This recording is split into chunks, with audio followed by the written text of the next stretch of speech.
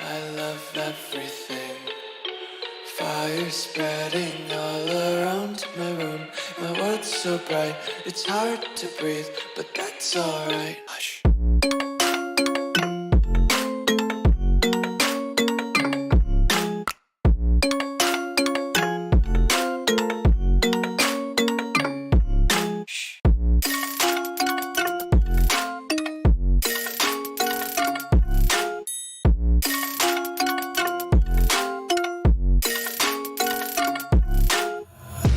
Take my eyes open to force reality. Why can't you just let me eat my weight in glee? I live inside my own world of make-believe. Kids screaming in their cradles, profanities. Some days I feel skinnier than all the other days. Sometimes I can't tell if my body belongs to me. I love everything. Fire spreading all around my room.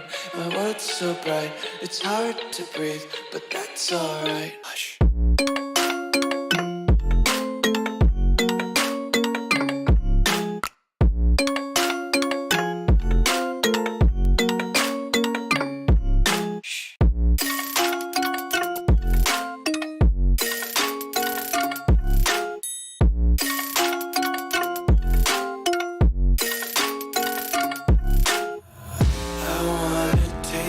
Content, hold your breath and feel the tension. Devils hide behind redemption. Honesty is a one-way gate to hell. I wanna taste consumption. Breathe faster to waste oxygen. Hear the children sing aloud. It's music till the wick burns out.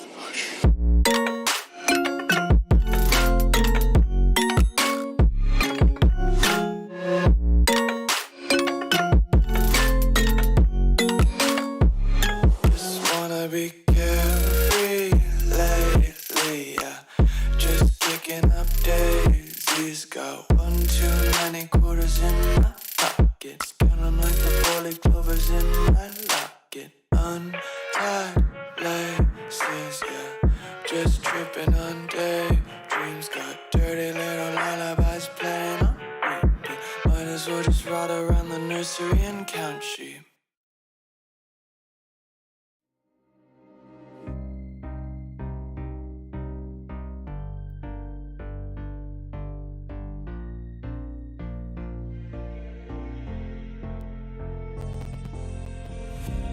Heaven just knows what it wants. Will I go back to the place where I belong? Everyone could break my heart, but I try my best to not fall apart. And I find it hard to let go. The memories keep me together. Gotta fight till the end, no pressure, no pressure. And I find it hard to say no to the ones who want something better, to the ones who never say never. You'll be my pleasure.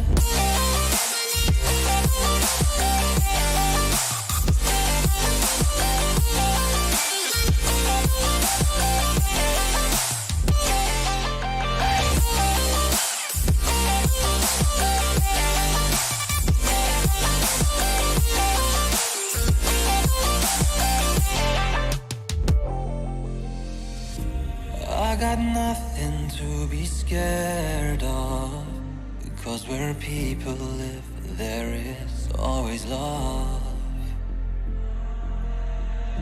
I know the answers in my heart, so I'll try my best to not fall apart.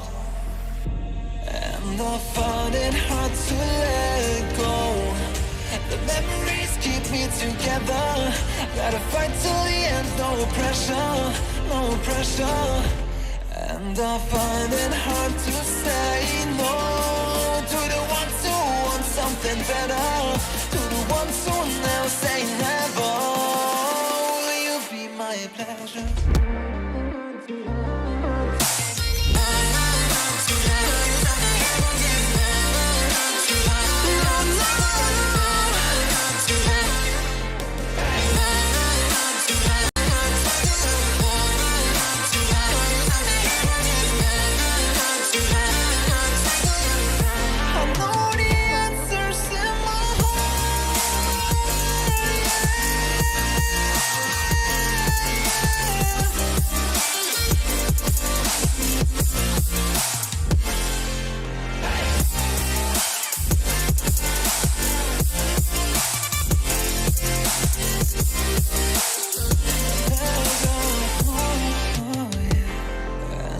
Find it hard to let go.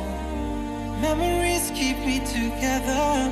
Gotta fight till the end, no pressure, no pressure. And I find it hard to say no to the ones who want something better, to the ones who never say never. Will you be my pleasure?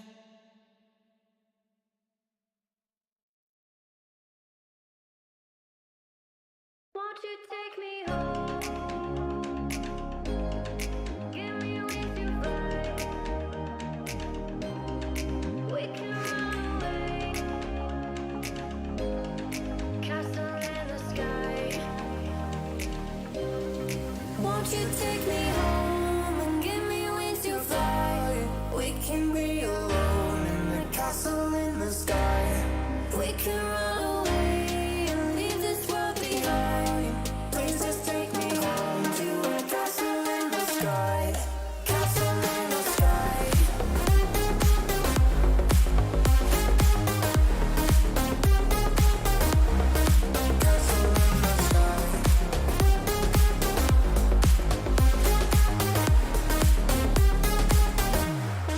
Won't you take me home?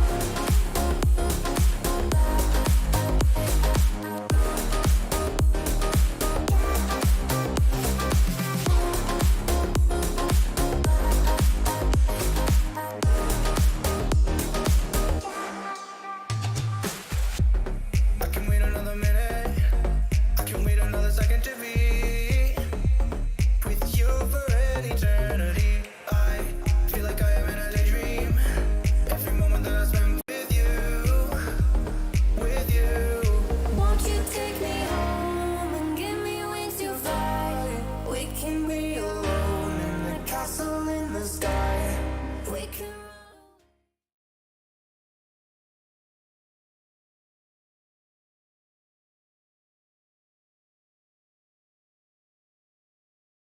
Hi everybody, welcome to the race briefing for today at Imola.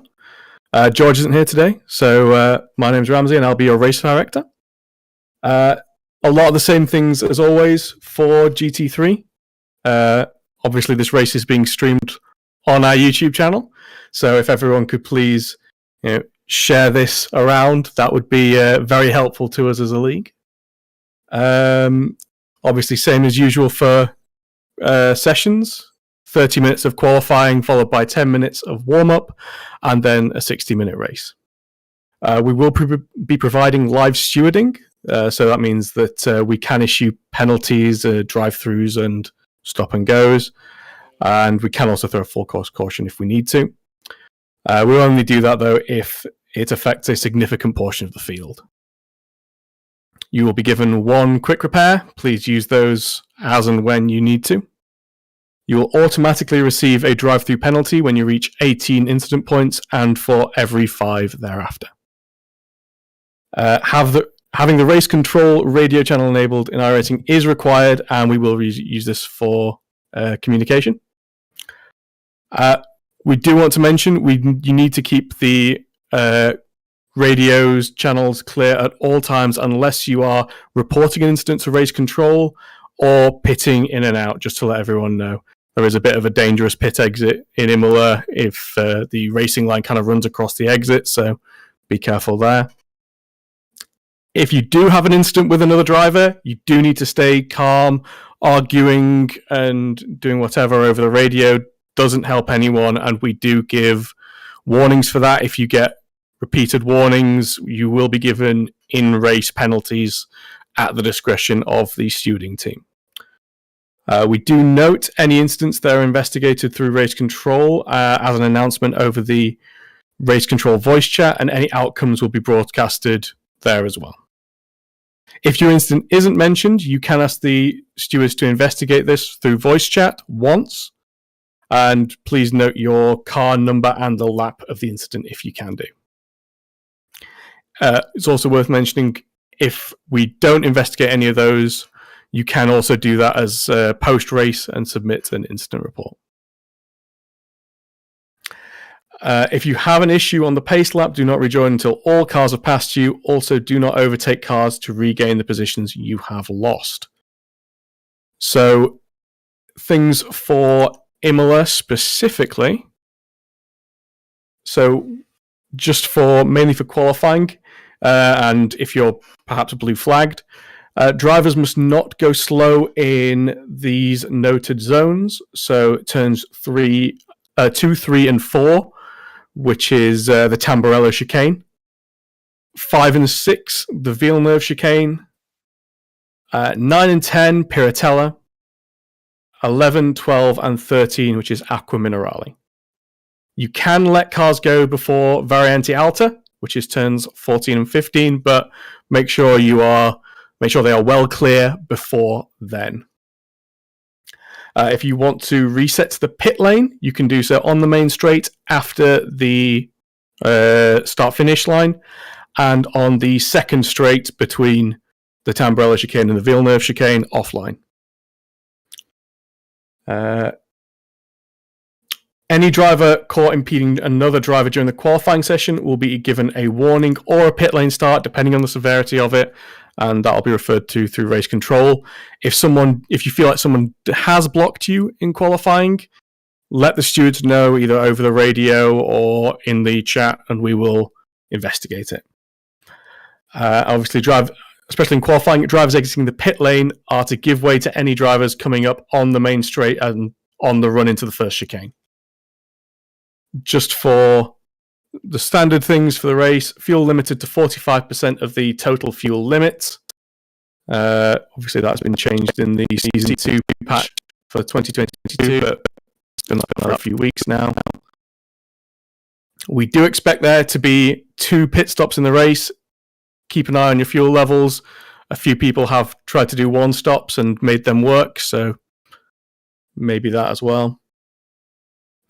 And under no circumstances is there any blocking by lapped cars. However, drivers who are passing back markers should also make sure that the pass is safe. Only penalties will be announced over the voice chat. Investigations might be announced over messages. And then multiple impeding penalties in qualifying will mean you start from the pit lane. I think that's everything for this week. Thank you everyone for turning up, and yeah, that's it from us.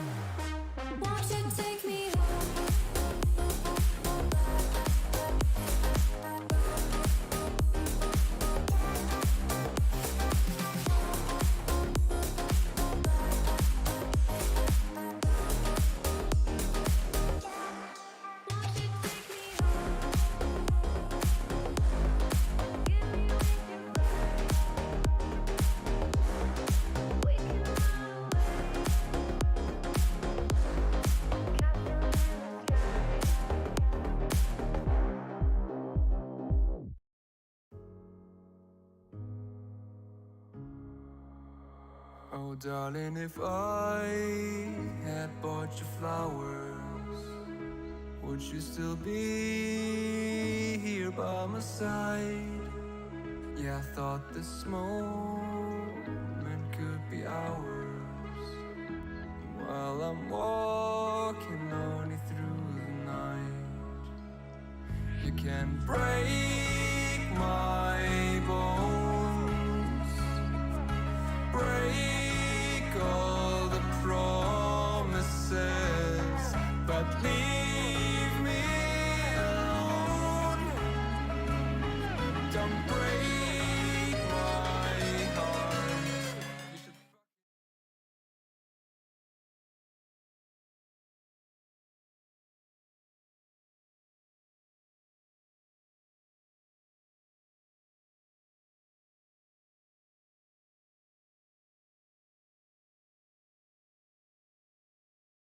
Hello and welcome back to the 9th round of the anti-stall GT3 series around the historic Imola.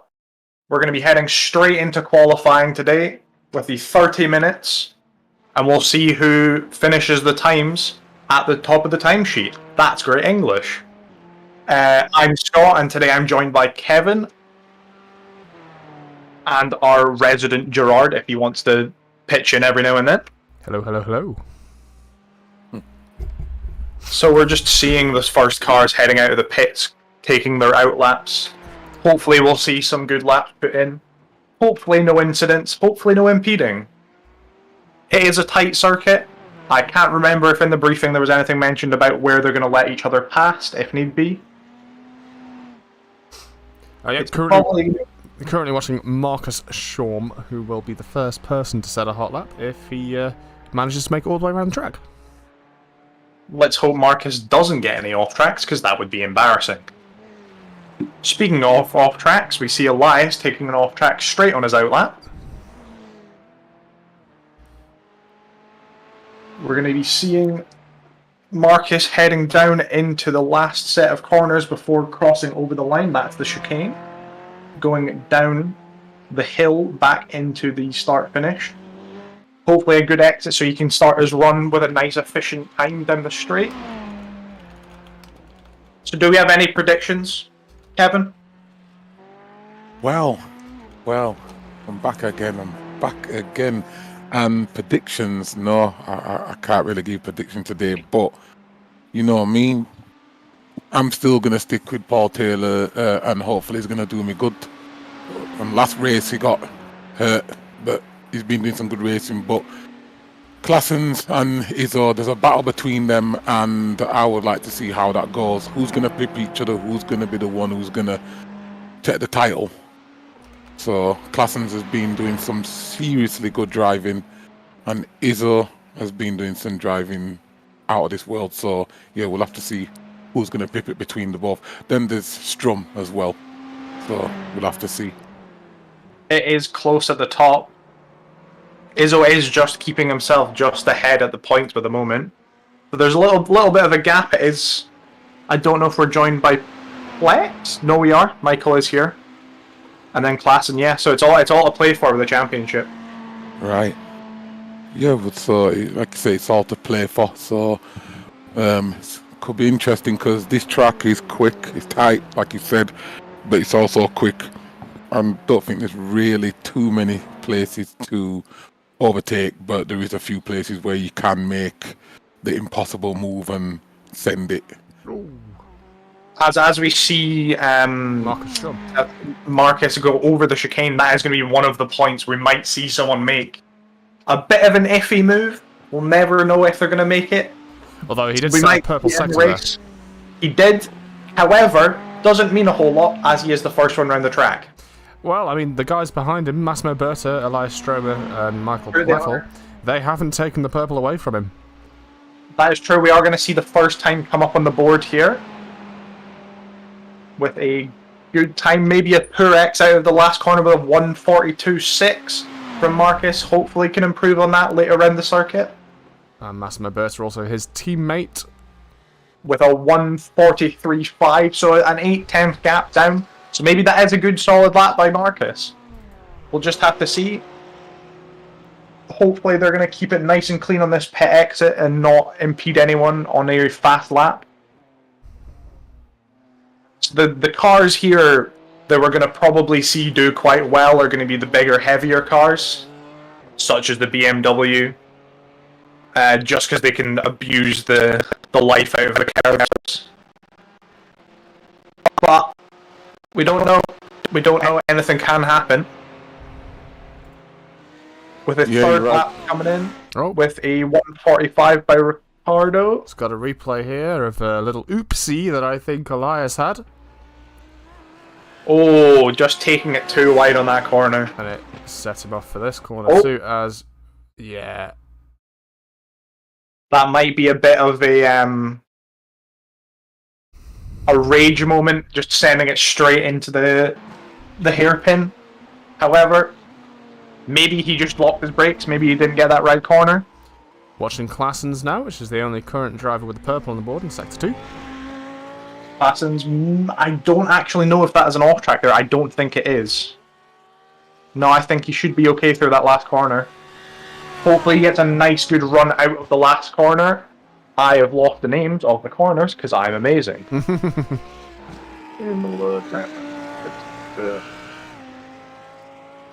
Maybe a good run out here. Gonna cross the line in a few seconds. As he crosses the line for Justin, taking it into P2 with a 1/10 gap. A 1:42.7. Keeping it close, keeping it close. Michael putting up a time of a 1:43.8. They're keeping it very close in this top section. We just have to see how everyone else does as they come later in. However, we are saying this, there is still 24 minutes left. Plenty of time, they'll just be getting their nerves in, the track will still rubber in a bit. It's going to reset back to the pits after he finishes his lap. Another one coming over the line, or is this? That was his off lap. Out lap. Who is this in the Porsche we're seeing? This is Thomas Sainto. Thomas not currently with the time yet. Does have 3 laps in apparently. Loving the colour of his chromed wheels. It is a very blacked out car with chromed wheels. Yeah, I'm liking the sort of purple essence to those wheels. Got some LEDs in there. Yeah, it looks like he's just taking it straight from Japan, you know? Looks like he's about to start doing some drifting. Let's hope he's not going to be drifting around the corners. I don't think that would do him any good with his qualifying times. Very good driver, St. Ton. He's been impressing me as well in the last few weeks. So let's see if he can keep up the same pace he has been doing in the last few weeks. Once again, if he does really well in this race, he can shoot himself up the standings still. It appears we are being joined by another commentator that everyone will know. I don't know if he is actually here or if he's been pulled in. I don't know if you know. I never heard of such a commentator. I don't know who you're talking about. As we're seeing Thomas coming around the final corner with 2 green sectors, heading over the line, taking himself up into 4th. Bad. 1:43, decent pace there for St. Ton. So, whoa, Marcus Sean here. Marcus on an absolute blinder, it seems. Oh, back to the pits. He must have made a mistake. Yeah, that was weird. Do we have a replay of it or no?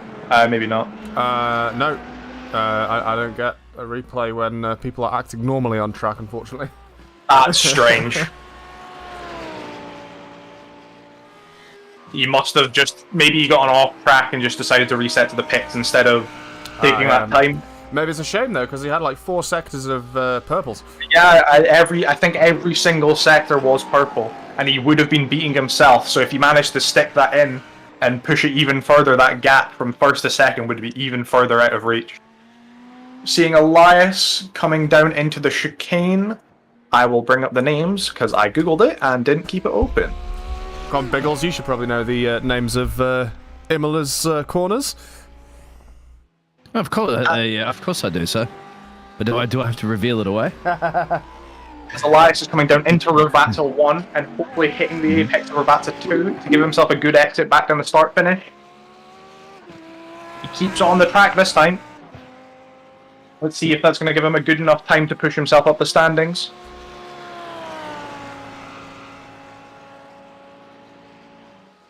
It does take him up to P3 with a 1:42.8.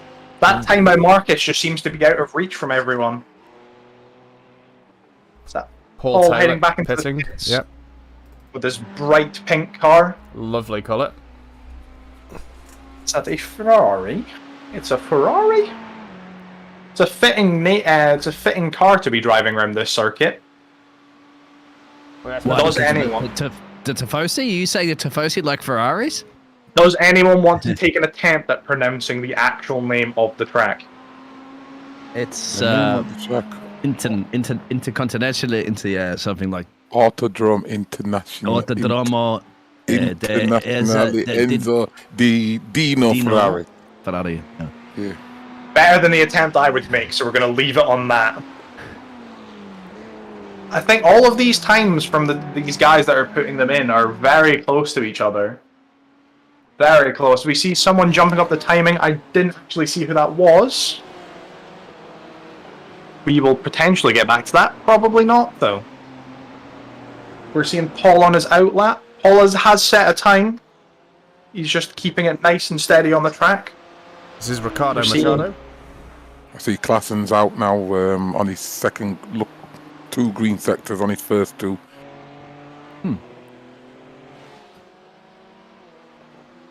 Who did you say this was, Gerard? We're Klassen's on now, a 3rd green sector. now looking at Paul Taylor. Paul taking it up out of Aquaman Rally. Strangest corner name. Gonna take it over the chicane. I am not gonna try and pronounce it because it's Italian. See, that's just showing the absolute power of these BMWs that they're managing to just mount the curbs and keeping the power down. It's just not something you can do with the smaller, lighter cars like the Ferraris and the Porsches. Taking the chicane, taking the apex of the corners, hopefully to give themselves a good exit. You might be getting a little bit of a tow from the car in front of him. Klassen's there with the 1:42.004. Pushing himself in front, giving himself that 6/10 gap. That must have been a very, very solid lap. And we did just see something happen as well, I think, in the background. Maybe just a Yeah, bit we too did. deep. Yeah, Too much curb. just a bit too much touching that gravel, putting him into a spin into the wall. Thankfully, he does have enough time to get back out and push further for laps if need be. Watching Marcus Schoen.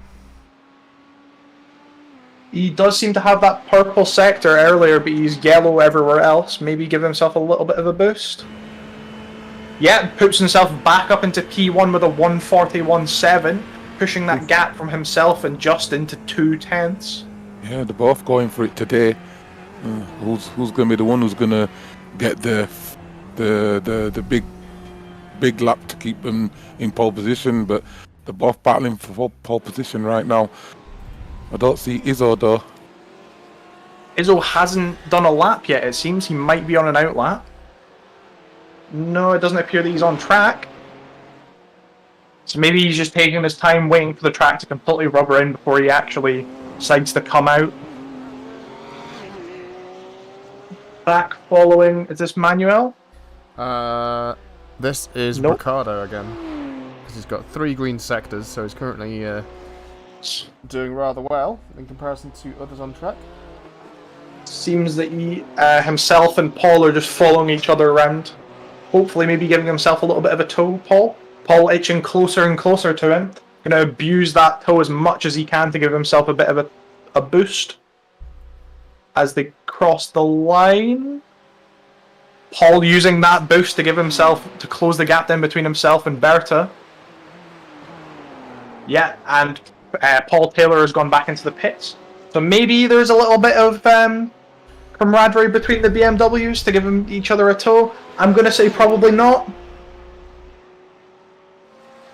But we don't actually know what they're going to be doing. He's Finally out. I think this is his outlap. Yeah. Or maybe it's a time lap because he does have the purple sectors. He's got the purple sector 1 and the 2 greens. Yep, this is a time lapse. Time lap is. Hopefully he can keep this on track. That's good. Let's see if we can keep it up and get a green in this last sector here. There was a bit of correction out of that last corner. Hopefully that hasn't cost him too much time. Foot flat to the floor, going up the gears.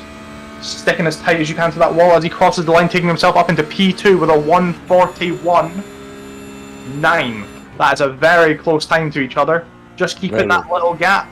There's the small gap between them. This top 3 is ever so close. Yeah, as we can see just from the qualifying, we can see where the races are going to be today between Stum, Izzo and Classens. Looks like them 3 are really quick. See if anybody else can pick themselves and get themselves in contention. I think the only person who hasn't put a lap in yet is Marco. He started a lap a second ago. Oh, he is there now. He was flickering away from my timesheet, so I think he's got a few connection issues, but he has got a purple sector. He's got that purple sector 1 and the 2 green following sectors. Could be a very, very quick time for him.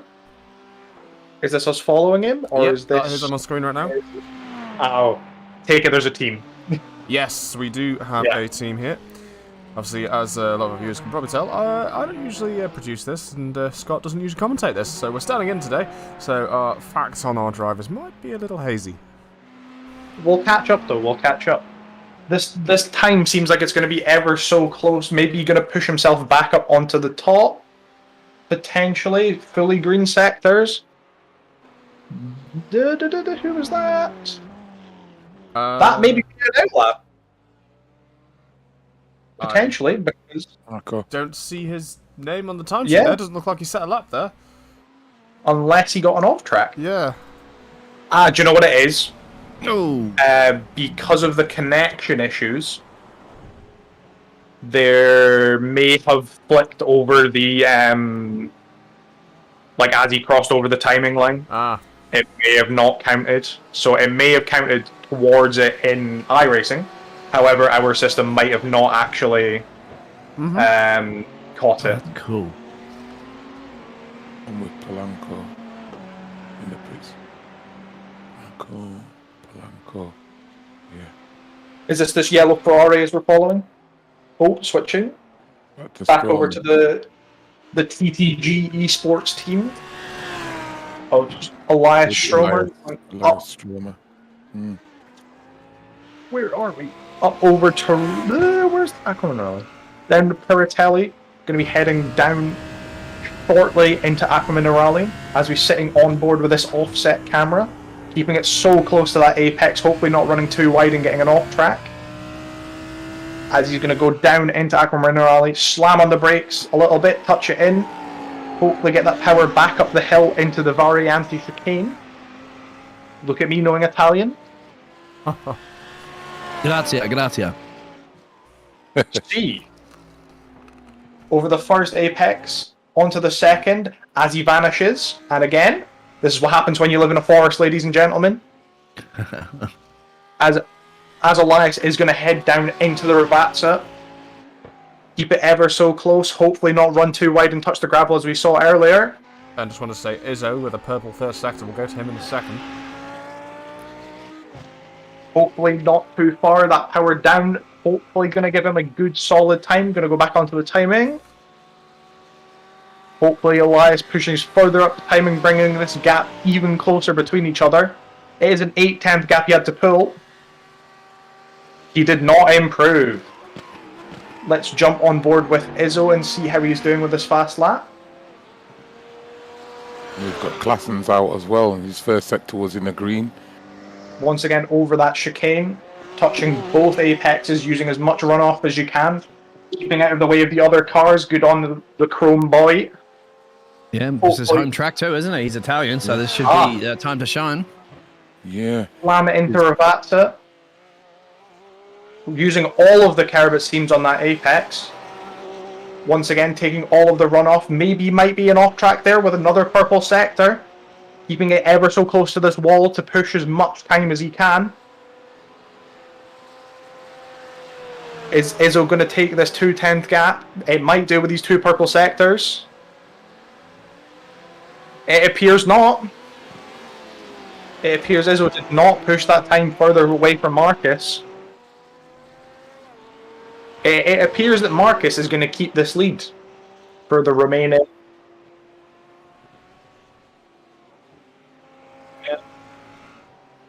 It's just a 2/10 gap between himself and Marcus. Justin ever so close to Izzo. We'll ignore him going on the grass to reset. We'll ignore that. We didn't see that. As we are on board with Paul in that Flamingo. Down through Akman Rally, back up the hill. Does have this purple. It seems that a lot of the drivers are keeping the purple sectors through Sector 1. So I don't know if they're just getting really good runs through the first, the Tamburello and Variante, just to give them that extra little oomph through the back in the straights. We're going to see Paul going back down Ravazza, hopefully going to give himself a good time.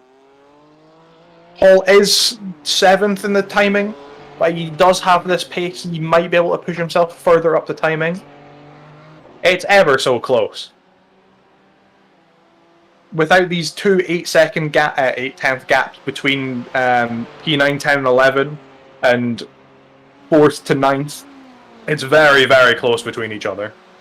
Just 10 minutes of qualifying too, and so about 2 minutes and obviously just under 2 minutes for each timed run. So yep, there you go. You got only about a handful left. Yeah, so they're gonna have to give it everything they can to hopefully give themselves that extra gap and edge up the field. Some of them may be doing a little tactic here and sitting further behind so they can have the run down off of the start, potentially avoid any carnage that will come.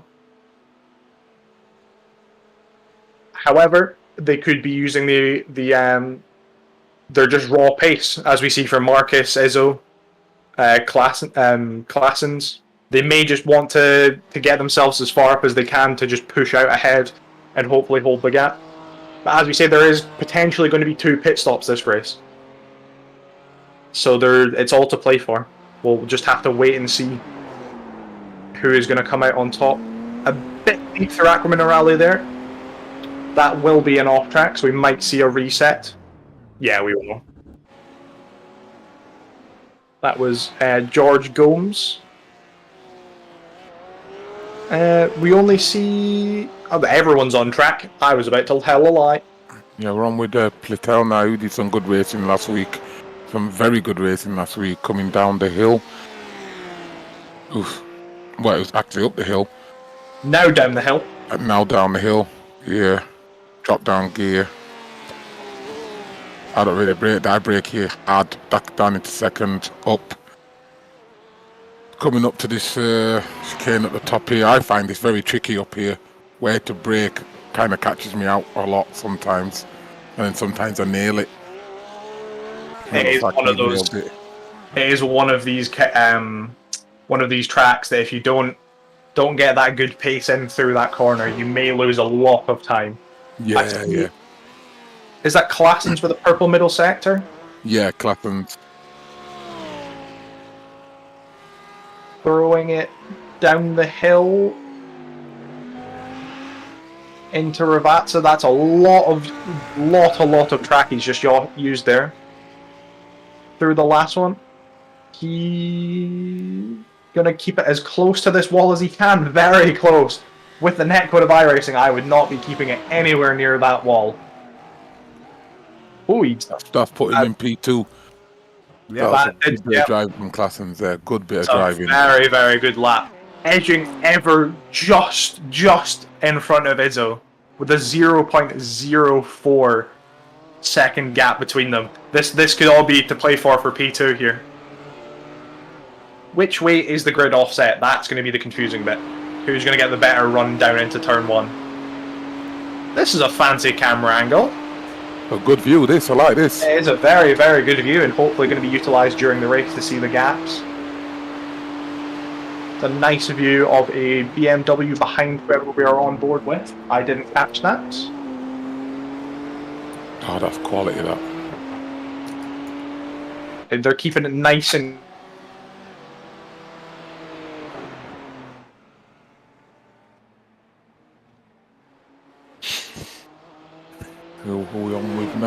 with Ricardo Mercado. Yep, we are. Yeah, he's this team, a decent team. This will work together a bit more better. Probably could do bits, but last week there was racing, and I don't think they worked together as good as they should have done.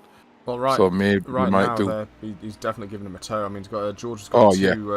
two green sectors there. So as long as he doesn't hold George up, if he needs to get past, I mean, I think he held him up in that last corner there, which is why he's got a yellow now. And Yeah. George appears to be braking a lot later in some of these corners as well, which could suggest he's getting held up a little bit. But the slipstream down the straights is going to be beautiful here. Apologies about that. My internet decided it was going to die. Lovely. We're following the two teammates. He's gotten ever so close through that first Ravazza. Onto the second one. As you said, this toe is going to be incredibly, incredibly strong. Dipping out of the way into the pits. Using the toe as much as he can down the straight. We'll see where he gets pushed up on the timing. Jumps up to P9. P9. So That was Nice little jump. I think that was a good little tactic they used there, having the slipstream all the way and then peeling off into the pit. Yeah. Very good tactic. Watching Alessandro Izzo now, probably in an attempt to try and get his P2 back. he's going to have to pull out something magical to be able to pull this gap in. It's so close, but we never know what can happen. He does have the two first yellow sectors with a green third. Maybe giving a little bit of a tow from the car in front of him up the hill. Oh, that was sliding. And we are sliding around that corner. That may be an off track. Yeah. Yeah. You're going to see him dip out of the way. That is very unfortunate. He did take that just too fast. Seeing our Lamborghini going Just up classes. at him in a rally. This Yeah, here is with Justin's maybe trying to pull this gap ever closer. Maybe you will see him pull into the P1 position. I very much doubt it, as he's on 3 yellow sectors so far. Oh. And an off track once again. Yep. This is what we're saying. This chicane is another one. deadly. Yeah, it's the chicane can do. That chicane is it's a big problem. If you don't get it right, it's a problem. A big problem. But when you get it right, you notice the amount of time you actually do gain once you get it right. Yeah, if you get that corner right, you see that dash flip green, and you keep that foot down even further to push yourself up into the faster timings. Oop. We're seeing a bunch of people dropping into the pits. We're seeing Mark Polanco with a green sector 1. Green sector 2, this might push him further up the timing, dropping out from P10.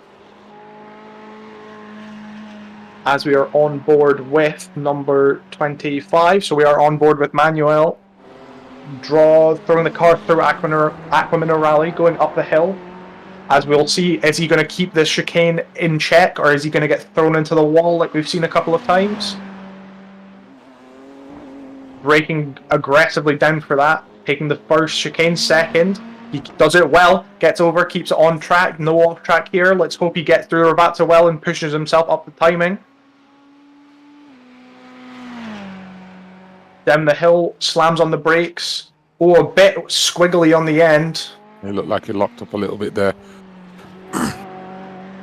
Pushing it through onto that exit. Foot flat to the floor, slamming up the gears.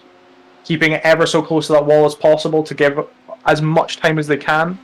We're going to see him cross that line. And stays P10. Oh, that was a very close run for him. I'm looking at this here now with Patel and Stromer. Patel in 4th, and then Stromer in... No, sorry, Patel in 5th and Stromer in 4th, and I wonder what kind of times they're going to drop. Because these two guys are really good, have really good pace. I want to see which one of them pips each other, or can Stromer stay in that 4th position. But Patel's got 2 greens now, and he looks like he's doing bits at the moment, really pushing hard. I've just seen Elias with an off track on the live timing. So Oof. maybe he might be ruined. He might try and push for this last lap. Patel is setting these sectors with a green, yellow, green, yellow. Is it going to follow the trend? Is he going to get that green for the last sector and push himself ahead of Elias? He's coming past this last pit straight. Following it down, foot flat to the floor. Just pips him by quite a margin, an 8/10 gap between himself and Izzo. So it's a 0.06. Yeah, that was some good driving there. That was good. I do see Izzo with a purple sector 1. Which car are we on board with? I can't see. That was Thomas Sato. We're going to Izzo now. Izzo, however, got that purple sector 1, is yellow everywhere else. Through Rabata 1. 2, is he going to use all the runoff? He seems to have a better exit than last time. We see Polanco jumping up in position. Izzo keeping it close to the wall. They seem to like it very close to this wall. Is he going to push himself up over Klassen? No, he doesn't, but he does bring the gap even closer with a 1:42.03 to Klassen's 1:41.9. Strum's on his coming on his 4th sector with 3 yellows. So, well, looks like he's got P1 in the bag, but it looks like he's trying to go a little bit quicker, isn't he? So there does seem to only be 2 cars out on track. As we see the checkered flag come out, there will be no further laps for anyone else. Schwalm diving into the pits. As we see number 38, the only one left out on track. Thomas, is he going to be able to push himself up that timing? He might be able to pit Elias here. As you see him go over the hill, sticking to that apex, on the brakes, into the corner. Always use as much runoff as you can. Take that second Ravazza. Same again, use as much runoff. Foot flat to the floor with those chrome wheels, and he dives into the pits. He doesn't want to risk it. That was a very, very close qualifying we see from these top 3.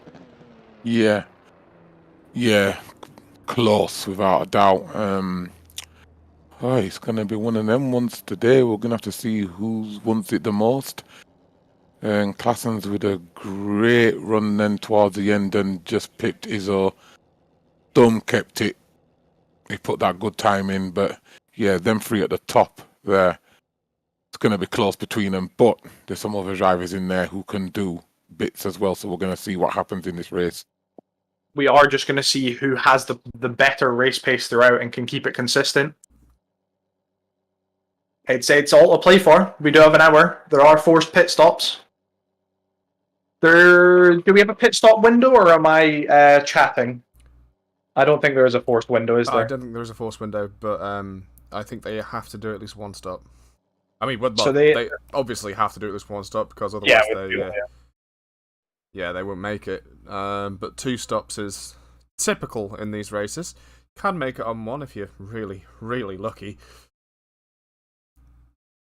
It's going to be a very, very close fight at the top, I think. We're just going to have to see where they go with it. Yeah. So we're now going into our 10 minutes of warm-up with this beautiful drone shot provided to us, following the grounds and the outers areas of the racetrack we're following. It's going to be a close one. It's just going to be who can keep these tires in that window and can keep pushing lap after lap to keep themselves ahead. But we've got the strategy game that we can play as well. We don't know who's going to be able to keep that fuel in the car to give themselves that extra lap to push themselves that little bit further. I was just about to say that. Is this a good fuel saving track? We've got a lot of slowish corners, so you might see some lifting and coasting.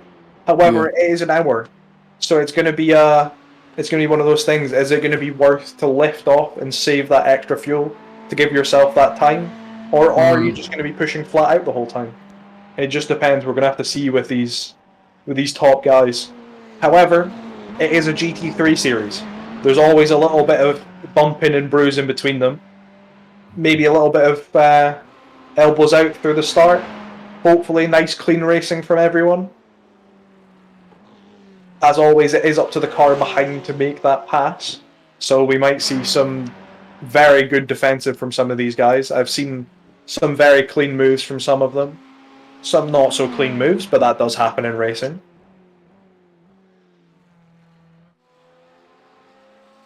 It's just...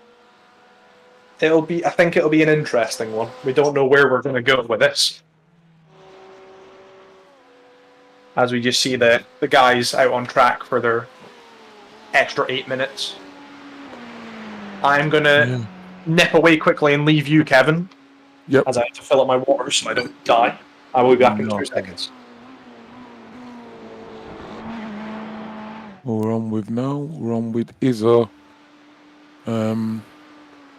No, Matt. Yeah, Manco Panko. I was just watching Izzo then in the warm up, and he was flying. Let's see what. Yeah, I do like this track. A couple of places where it's really, really quick. We have a warm-up session now for what? 10 minutes? Yeah. Okay, I was just wondering what qualifying was. I thought that was a warm-up too. You're giving these drivers too much to do. Yeah, that qualifying is a warm-up. Yeah.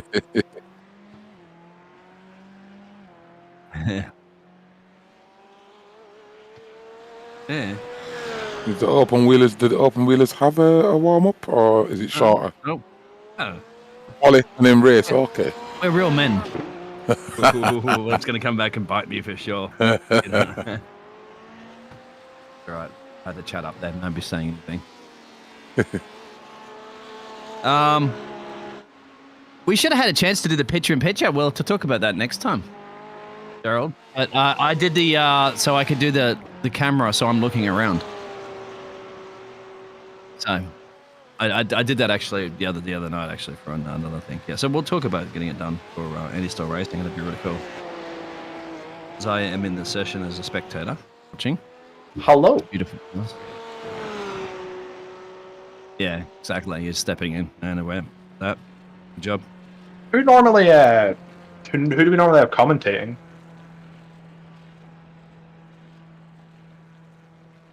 No, okay. So one of the three. So we're doing well. Yeah. Yeah. Yeah. We got the Kevster here. It's true. Yeah. Yeah. Chilling in the comfort of my rig. Ah. Are you watching Hopefully- from your rig? I am actually. Oh wow. I'm actually sat in my rig. Yeah. Oh, cool. Do you have a comfortable rig, or have you got a scuffed rig like myself? No, mine is it's very comfortable. Very comfortable. Ah, you see. Track racer. It's 24. Is it 24? You say it? 20? Yeah. Or 8 or whatever you call it. But yeah, it's a comfortable rig. Are you going to be a part of the Indy 500? Indy 5. Going to be doing? Indy. I've not done Indy before, so I might have a You have to try give of it a it. shot, mate. Might have a try of it, but I'm a GT3 fan. I love GT3s. A man of wisdom. Yeah, It's a good still try to break that 2000 I rating barrier. That's my goal for the time being. And I get close, and then I lose a couple of hundred, and then I get close, and so I was itching ever so close to 200, to 2000, and then I moved, and then it just wasn't the same.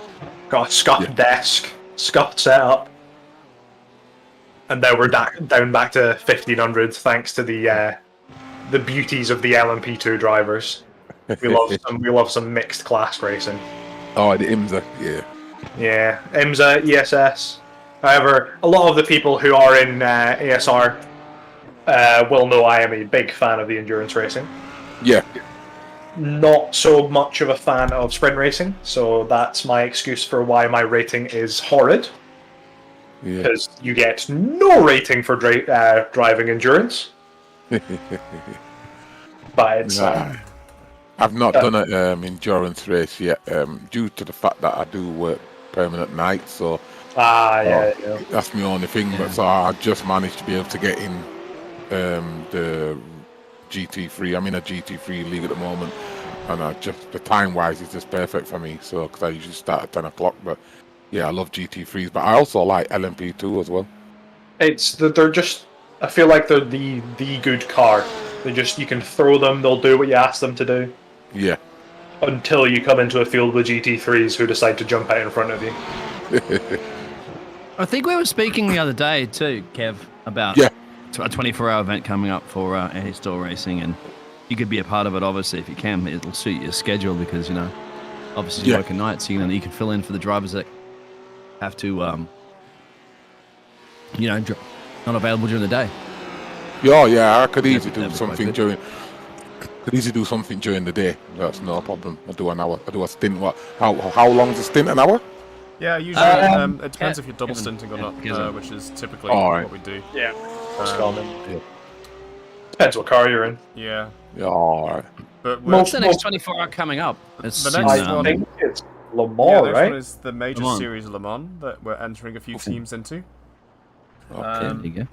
Looking like so far, I still haven't done the teams precisely, but it's looking like we're going to have a couple of LMP1s. Sorry, one LMP1 and a couple of LMP2s so far. We see Kevin wanting that LMP1 team. Yeah, there you go, Kev. Oh, LMP2. I go with that. LMP1. LMP2. I really like it, but LMP1. I know it doesn't feel right to me. It's that little tiny window that they've got on the car. It's horrid. I don't understand why Kevin, the founder, Kevin, likes him so much. I don't get it. He's a strange man. He's probably driving in VR. That's true, yeah. That is true. Yeah, actually saying that. Yeah, that makes more sense. It makes your window much bigger when you're in VR. Almost like you're sat in the actual car. Yeah, absolutely. It's just like in the open wheelers, both IndyCar and F1, they now have the halo with that bar in front of you. In VR, you don't notice it.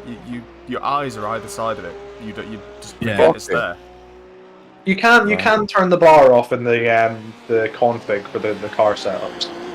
So and I've got a VR headset as well. I've tried it about a month ago, but I'm at now just yet. I need to probably take time out and do a good few races and see if I get used to it. But I don't know if the settings are right. Yeah, I can't race on a panel anymore. I can't race on a screen at all because my depth perception is absolutely not there. Yeah. I just got horrible motion sickness when I tried racing in VR, so I binned that very quickly. Yeah. That was not fun. You need a few days of practice with it. That's why. No matter what I did, any track that had elevation, I felt sick after driving. Oh. Well, I've had motion sickness before on the old set, but then I've got the the HP Reverb G2s, and I tried them. Nice. Perfect. But I just thought, do you know the slider adjusts your eyes? Yeah. Well, when I did the little test on my phone, mine was like 74 point something, but on that it only goes up to 68. Oh, So you're a bit screwed. There might be some settings that give you that. Well, I'm on the Vive Cosmos Elite at the minute, and I recently did the mod on it to change out the lenses into some real tasty, nice glass lenses, and it's absolutely incredible. Right, we're gridding up. Let's take a look at the grid. Session. Yeah. Yep. I was just wondering when my mouse kept flashing. My mouth flashes, it's one of those color changing. Raise up my mice, and it keeps flashing like psycho, and I'm realizing it's because iRacing is telling it that the session's over. We are about to grid up as we see them all come onto the grids. So in P1, we've got Marcus Strom today. P2 with Justin Claessens right next to him. P3, Alessandro Izzo. P4, Michael Plettel. P5, Elias Stromer. P6, Thomas Sainto. P7, Massimo Berta. P8, Paul Taylor. P9, Manuel Polanco. P10, George Gomez. P11, Ricardo Machado. And we don't have a P12. Ethan Ridgway there is our safety car driver. It appears that it thinks he's out on track. Yeah, I'd like to be the safety car driver. We should be getting ready to go green in a minute. It would be an interesting one here, especially with these standing starts. We'll see the lights go out as the safety car moves away. I feel like this graphic is a bit confusing. It is a rolling start. It is a rolling start. Yes. I assume the lights will go green when they cross the line. I did, yeah, actually, because I'm seeing my mouse is red at the moment, so it'll go green when it's green. So it's just, this start is ever so important. It's going to be Marcus on the left-hand side down the straight, so he is going to have that slightly less rubbered inside. We're just going to have to see, he does control the pace. We'll see the safety car nip in, and then... Yeah, there we go. Lights cutting down now. It's Marcus's control as there seems to be a way. He's gone. He's already gone. He caught him by surprise, I think. Marcus caught him sleeping. Yeah, caught him by surprise, and he's took off like a rocket. Thanks for the... He has that 3/10 gap there. It's ever so close. We're just going to have to see them breaking down into this first corner. Are they all going to keep clean through? Oh yeah, that's clean. It seems everyone is clean through so far. It does. That was a really nice first corner for everybody, that was. That was a very clean start, nice and close with these last guys. There seems to be a lot of them within a 1 second. There doesn't seem to be that a huge amount of position change. We're on board with Classens, and he's got Izzo behind him. This is a really good view. So we see them all file up the hill from this rear view camera. Absolutely stunning. It might look even better as we see them come down the hill funneling towards him. We might see a little bit of a concertina into this. Yeah, you don't really get a sense of the elevation changes when you're looking through the actual sort of broadcast cameras. So being on board with these guys, you can actually see more of what they see. You see more of the blind corners and how the hills and the valleys go on this track, which is known as one of the more sort of elevation change tracks, isn't it? Yeah, it's quite undulating. There's a lot of elevation change throughout the track. It's in those chicanes as well too. It looks like Ellis has got a great run on there at the moment on the 38 car of Thomas. He's going to mount a challenge here now because it looks like somebody was taking the chicane. There's going to be a little bit dangerous going through the S's side by side. Somebody's going to have to lift off it a little bit, and that's ever so unfortunate. Is he off the track? He does collect another car. He's taken out the Ferrari as well. He seems to have collected 2 cars. I think that was just all on his own off that final curve. Oh, somebody's else off up the road too, so there's a lot of damage. I think some of those cars, they're all going in the pit lane right now. 3 of them into the Jeffrey. That's a lot of damage too at the moment. Just these final 3 back in. It was quite an unfortunate incident. Do we have a replay, Gerard? Yes. Yeah, it'll be where Ellis Stromas went off track. I think Elias may have just pushed a little bit too wide and touched that grass. Yeah, I think so. They're going to go though. Couldn't go side by side through there, so somebody had to lift off. He did. He had gone out in the grass. And then he just gets collected and hammered, and he unfortunately just pulls another car. I think that Manuel as well. Yeah, I think it is. Yeah, he was unlucky there. He touched the grass, and you already know what it's like when you touch the grass here. That's it. He just got no grip at all, and unfortunately took out another 2 guys. Unfortunately, iRacing grass does act like it is water. So it's wait till we get the rain element, and that'll really spice things up there, won't it? Don't start, Biggles. Don't start. Don't start here, guys. By the way, this is Paul Taylor. Apparently, something happened. Oh, okay. Yeah, been collected with that incident. Yeah, same event. So now back to the action at the front there. Sorry to interrupt there. That looks like Justice start to reel in Marcus a little bit now. Just closing that gap. Ever so quickly bringing it down, hopefully keeping it nice and close between them. Izzo is keeping that gap with him. He is now following them through. Tell you what I'm liking though, Patel's keeping with them. He's a little bit off them, but he's kind of keeping with them. So I wonder if Patel can catch him and maybe have a little upset. We'll just have to see how this plays out for them. If they are going to be fighting and defending, it might give Patel that extra little bit of confidence to keep pushing up. Maybe bring the gap down. As we can see, he's in the background just sitting with them. This gap is closer and closer. Yeah, actually he's more pressured there because you can see Alejandro Isla, the Italiano driver there. He's you can see that Porsche just handles through that section so much better, so much confidence. And then the straight line speed, it appears a bit better there for the Ferrari. So yeah, Lamborghini. I'll get it right. Lambo, yeah. We do see the Ferrari and the Lamborghini giving that extra, the very, very good traction out of these corners. So that might be giving Marcus that little bit of edge through these slow corners to just get that boost out. But we do see Platel pulling this gap in ever so closer. It just seems like it's going to be sitting with these 4 at the moment. We are seeing some close. Wide there. Managed to stay on the track. He's still keeping this within a second gap of each other. Dropping a little bit down, keeping it nice and safe through the chicane. You don't want to take any risks. It's early in. We're only 5 minutes into this 1 hour long race. There's plenty of positions to be made up here. Lots of things can happen. If you make one mistake and you get pushed out onto the grass, as we saw earlier with Elias, you can just spin and lose it.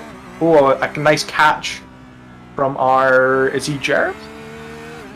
What is that flag? That is German or something else. Is that German or Austrian, maybe? Maybe a mix. We'll just keep calling him by Flotel. That'll keep it easier. We are seeing Izzo keeping even closer to Claessens. These 3 are sticking so close together.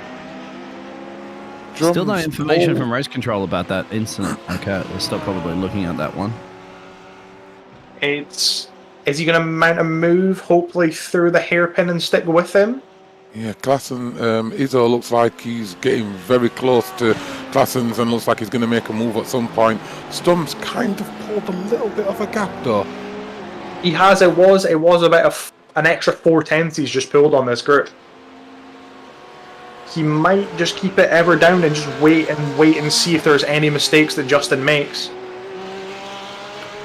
He's a number 3 car in the number 3. Let's hope he can push this up to second or first and maybe give himself that number change. Oh, I like the 3. Why do you want to change? Yeah. Just change at the end. Just the last lap, that's all you need to do. Anyway, they're all sticking together exactly. So Yeah. start to pull a little bit out. Marcus is keeping this gap ever so close. Justin and Izzo, they're just getting closer and closer to each other. It does appear that Justin may have got a slightly better exit through the chicane, but it's all to play for in these big braking zones. Can you keep it nice and neat through the corners and keep it onto the runoffs without touching the grass, because the grass is death? He has been the fastest man, Justin, in the last couple of laps. He also has the quickest lap, I believe, as well. So just can't seem to do too much about that cornering speed that Marcus seems to have a little bit better. I think Marcus is able to just throw these cars into the corners and just keep himself pushing through and through. But, as we said, they're only 4 laps in. There is plenty of time for mistakes, plenty of time for incidents to happen. Hopefully it's nice, clean racing by these 3. It appears that Izzo is dropping back a little bit. Maybe he just can't seem to keep that pace and follow with Justin. Yeah, I was just about to say that. There was all really close. Izzo was basically all over Claessens, and all of a sudden Claessens and Stum have pulled a little gap.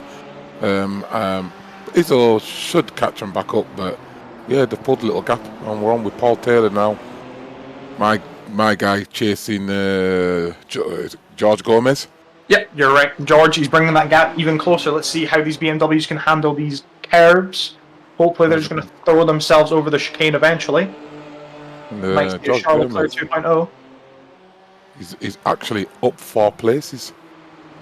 There has, I think, because of the earlier incident, a bunch of people have jumped up a few places.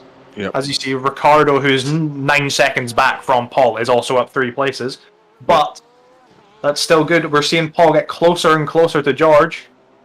Is he going to get a good exit through here and stick with him? It seems he does. It's just going to be all down to how well he exits through Ravazza 1 and 2. If he gets a good run through Ravazza 2, he might have that slipstream down into turn 1. He is looking at that rear bumper of the BMW, inspecting the livery. It appears he's got a good exit, maybe a little bit of a slide on the rear there. That Beamer, George really got a really good exit out of that corner then.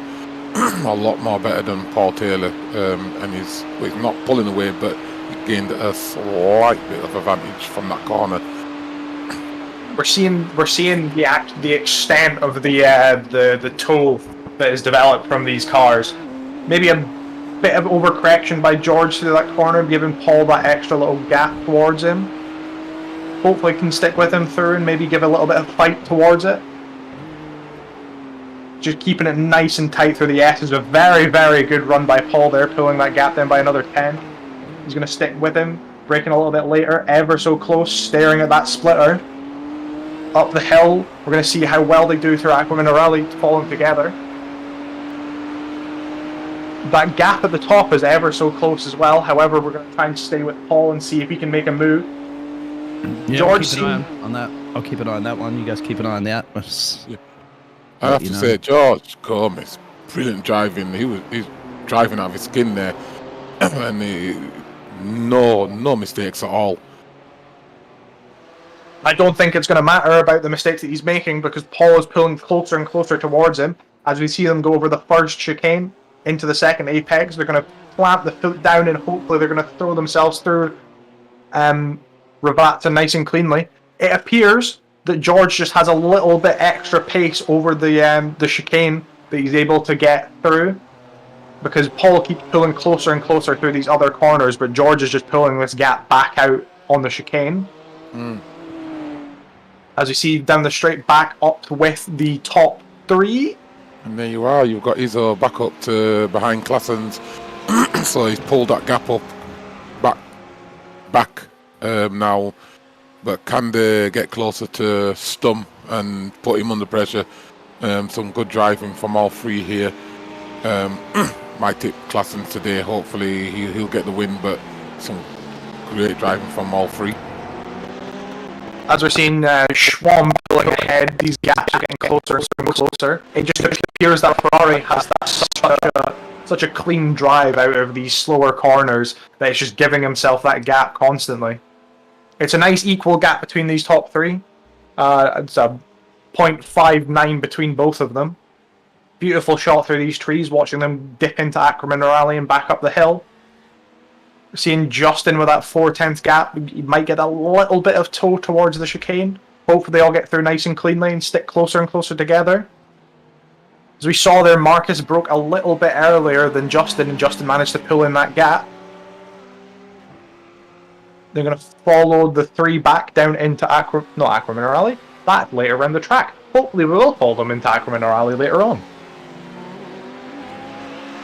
Izzo is just bringing this car so close behind Justin, but he just can't seem to get that extra top speed out to pull past him. He might get this double toe and maybe give it a cheeky move down into turn 1. I don't think he will, though he is a little bit far back. It would be very ambitious to go for a move that far back. Yeah, just to let you know, Gaza. Oh, yeah, if you're doing the cameras anyway, but there's a good one. Good camera pack there. If you've got the camera pack there called the Classic F1, I think that does a lot of pretty good camera action there, but you're doing a pretty good job as well. So it doesn't do the rear camera, but you are doing. Yeah, unfortunately, I haven't installed that one yet, but I will get around to it. Ah, no worries. And you actually noticed too on Justin's car, he's got some sort of skull helmet in there. If you can keep an eye on that, I don't quite see what that is. But, What, on the side? On the side? And the inside of the car, on his helmet. Oh, okay. Got I do like his skull thing. his paint job. I think it's a nice paint job. That. I know I it's think a he's face. also got the I think he also has the Nürburgring ring on his roof as well. Yeah, I think does. I caught him earlier in practice, yeah. Yeah, I saw that. Oh, right, yeah. Oh, just noticed that. Yeah. Good spot that. Izzo is still sticking with Justin through every single inch of this track, inching closer and closer. We might see him move closer. He seems to have a bit of a poorer exit through there, dropping a 10th into it. He's going to stick with him over the first chicane into the second part on the good runoff. Put flat to the floor, pushing further and further forwards. Back down into Ravazza 1 and 2. Braking hard down. Look at this gap that he's bringing in. I think Marcus is braking a little bit earlier than Justin. So Justin is just managing to edge closer to him every single time in these big braking zones. Yeah, just getting closer to him. We're going to be seeing Izzo with this double toe from the 2 in front of him, bringing him closer and cutting the gap down between himself and Marcus. It just doesn't seem that he has this top speed. He might be running a slightly higher downforce package than the cars in front of him, just so he has this comfortability through the S's, through the Ackermann rally to give himself that closer push. Through the first S, onto the second, good exit potentially. Very good exit for him, keeping it still closer. I'm liking what I'm seeing here, guys. Yeah, I am too. Paul Taylor making a move. Oh, and he's gone back in. Ooh, thought you were going to try it there. You looked like you were really, really close. Gomez will come off. Unless he's let him through because he knows Paul Taylor's a lot more quicker than him, but most likely he went off and Paul Taylor looks like he's going to start pulling away now. So I think it was a mistake by George Gomez then. I think what we saw Gomez go over the curb and bounce slightly, having a poor exit, pushing him onto the gravel, which allowed Taylor to get around the outside. So now we've got to see if your man is going to be able to pull this gap on Gomez. It appears that he is already pulling a gap, and he's up to 9/10 maybe. Yeah, that's he's pulling away. He's pulling away, it looks like. So, we're back on with Claessens. And where is Izzo? Izzo is still sticking with him. He is 4.7 behind. Good exit through here, pulling himself closer. 4.4, 4.3. It's just this toll between these two cars. I think this fight here may potentially be down to tactics between these three. It could be the fact that Izzo might be trying to save some fuel behind and not pushing the whole way to see if he can counteract how the two in front of them are playing. Yeah, I was just thinking that if these guys enter the pit, it may be down to who doesn't have windshield tear-off ticked. Yeah. Because like that, you never know that gives that extra, yeah. It's like windshield tear-off takes half a second to a second sort of thing. But that's a huge amount of time when you're this close together. It also just depends how well they stop in the box. If you have a poor misalignment for yourself and you have to turn out further, you're gonna have to give yourself that extra little bit to keep yourself on the fight. It seems to be that the only fights that we're having between us are between this top three and P7 and 6 at the moment. It's very, very close between the three that are fighting. Yeah, 31 second. I think anywhere from about 30 seconds is a good pit stop in and out. Yeah, it is quite a quick pit lane here. I don't think the actual time is very fast. However, it's a shorter pit lane, so you can get through it quite well, and the pit limiter ends quite quickly as well. I think we may have seen Elias box. He seems to have dropped a position. I could be chatting beans once again. No, Elias was. Was he P11? Yeah, Elias has been at the back since his crash. Okay. Yeah. But he's catching very quickly to Ricardo. Look at Ricardo's actually gone off track. If you go to that, oh yeah, Ricardo had a spin. He's hit the wall. If you have a look at that replay back there from our Portuguese driver. I thought I did see movement on my eye, in the corner of my eye. That's very, very unfortunate. Just too much on it. This might be a big ask, as there is still close fighting. Can we see the onboard to see his steering input? Dang. Yeah, this is just too much on the chicane. He could probably hit a little bit of the dirt there. That's what I thought. I thought he looked like he hit a bit of the dirt, and then that was it. It might have been he gave himself a little nibble of that grass, and the dirt that pushed him back over it. However, we are back with these top three. Izzo appears to not be in shot. That is Elias. That's why I'm not seeing Izzo. So I was just seeing how he was catching Manuel there. Sorry, Ricardo, who has pitted. I think he did. Ricardo did because he had the damage. Obviously, he's collected the fence. Yeah, collected that little bit of wall. However, as someone who's spent a lot of time racing with Elias, he is a very, very fast driver. He is very consistent. He does have the potential to pull himself back up. He may be playing the tactics. He does like playing the tactics game. This may just all be down to pit stops and see if he can push himself further up and maybe regain the positions that he lost at the start due to the crash. Yeah, do you mind, Mr. Race Director, putting up the track map there for us? See how they're spreading out now around this classic track there, so you get an idea of what's going to happen when these front drivers, well, all 7 of them currently in mind, are still yet to box. we do just have this group of three. They have a big gap with them. Just depending how fast that Elias can keep it and keep out of the way of these three. There may be a chance that he gets lapped. He may keep that gap. It is a very, very large gap that the three are going to have to fight through. If it does come to lapping cars, this is where it will come down to who has that extra racecraft. Ooh, and pretty wide out there too was Justin. Compromised a little bit of the speed there to the 3 car of Izzo. It will just give Izzo that extra little bit of confidence as he sees the car in front of him making little mistakes here and there. It appears that we see, Ricardo is now a lap down because of his pit stop. It's very unfortunate to see. Yeah, it took him 1 minute 40 in the pits. That must have been some big damage that he collected from that wall then. This bit of duct tape won't fix. Bit of Gorilla tape. Slapped it back on there, put him back out. One of my favourite motorsports images is a Bentley at the 24 Hours of Spa, covered in duct tape on its rear wing after it had a collection. It works. It has to be my favourite image ever of seeing a Bentley covered in duct tape. It's beautiful.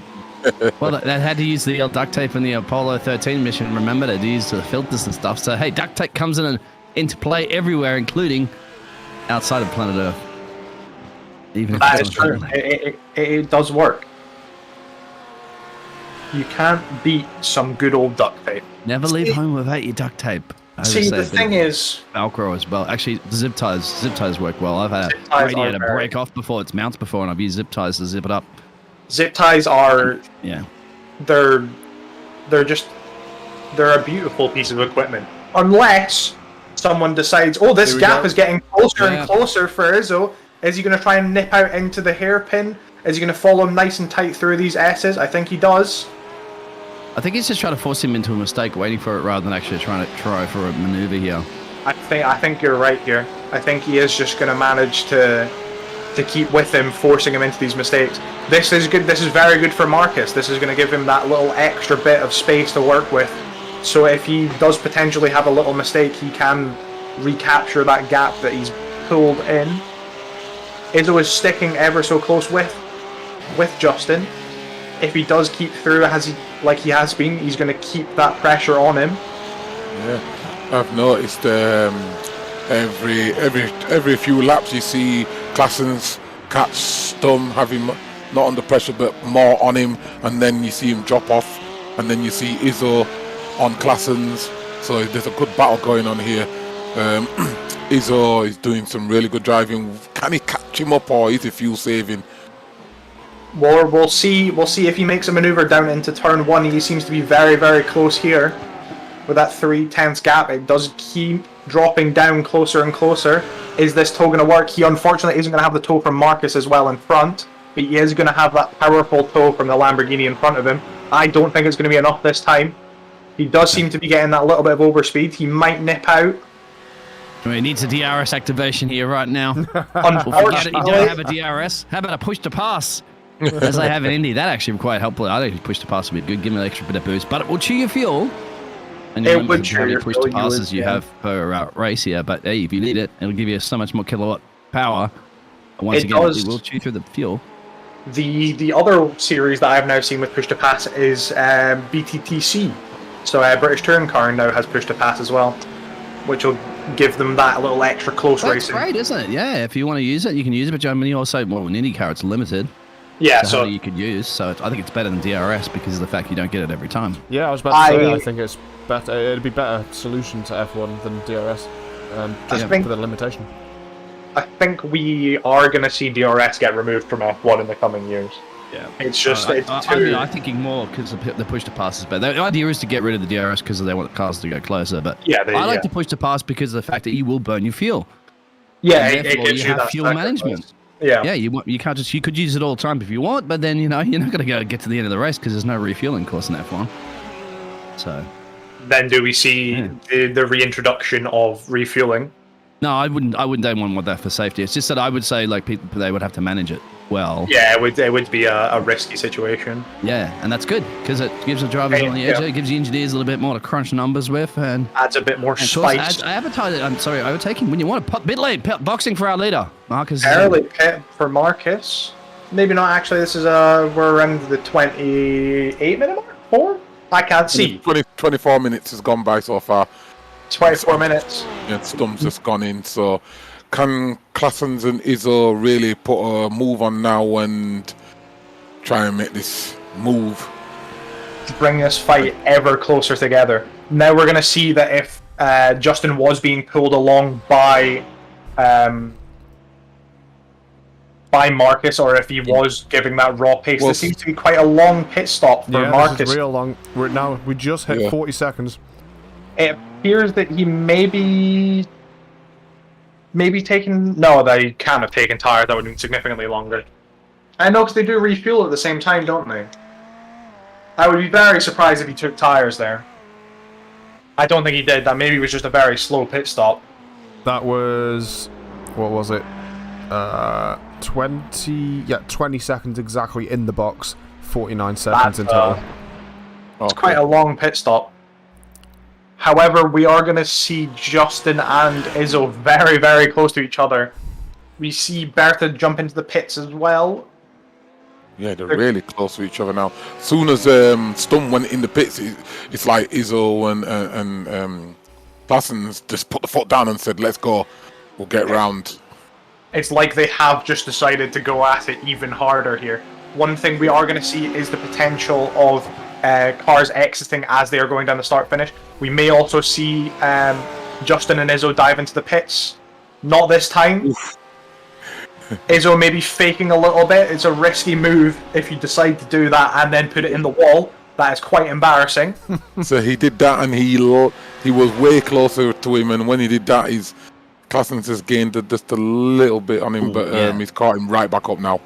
They did get out just ahead of some people exiting the pit lane as well too. That's helped them. So Michael's in, Thomas is in, so that's P3 and P4 currently at the moment.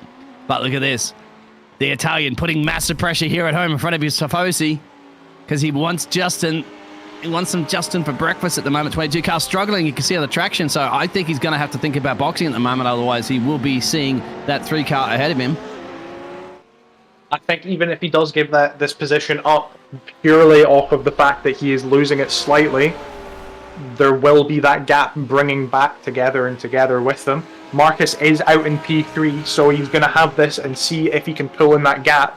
With a 40-second gap, I have no idea how Marcus has managed to keep this in P3 after that long pit stop. We do see... I think it's because the other everybody else had boxed as well. Yeah, we do boxed. 3 other cars on the outlaps now.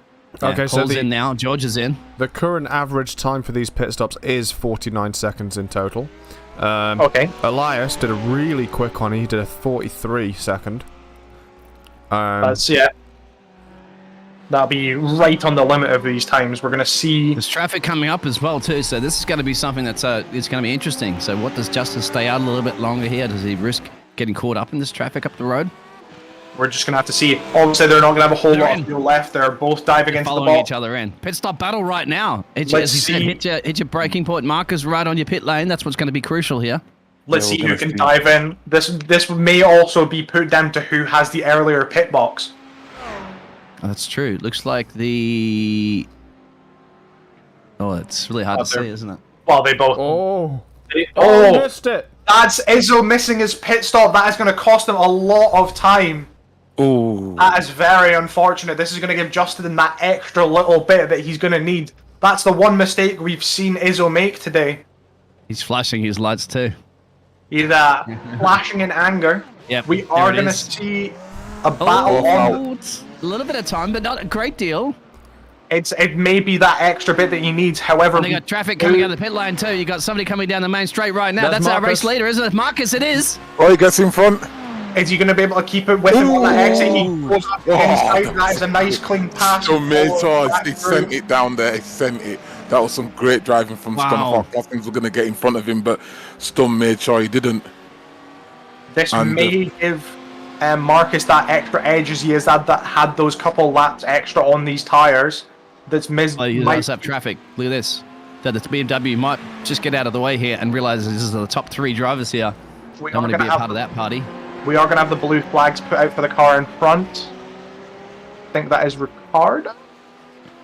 It's the 26 car of Yep. yes, So Ricardo, look at me being able to do math. That's not Yeah. maths. This is good, but you got to remember too. It's Marquez has that extra couple of laps or the lap or so, so he's already got his tires warmed up temperature. He's got to get a feel for the new rubber. Justin and Izzo haven't, as they're on their out lap essentially. So that's got to be them getting up. But it just looks to me like Justin's a little bit more comfortable, isn't he, as he's come out of that pit lane? Yeah, yeah, he does look. Since he's come out of the pit, it looks like he's a little bit more quicker. Or he's off from that mistake. Oh, he is a lot quicker there. Yeah, Because look at a lot that. He quicker. got a far better exit there. Maybe that's caught him off there because He's of the back marker. he's And now looking he for could it. be making a run here on Marcus. Yeah, he's looking for it. He's sniffing.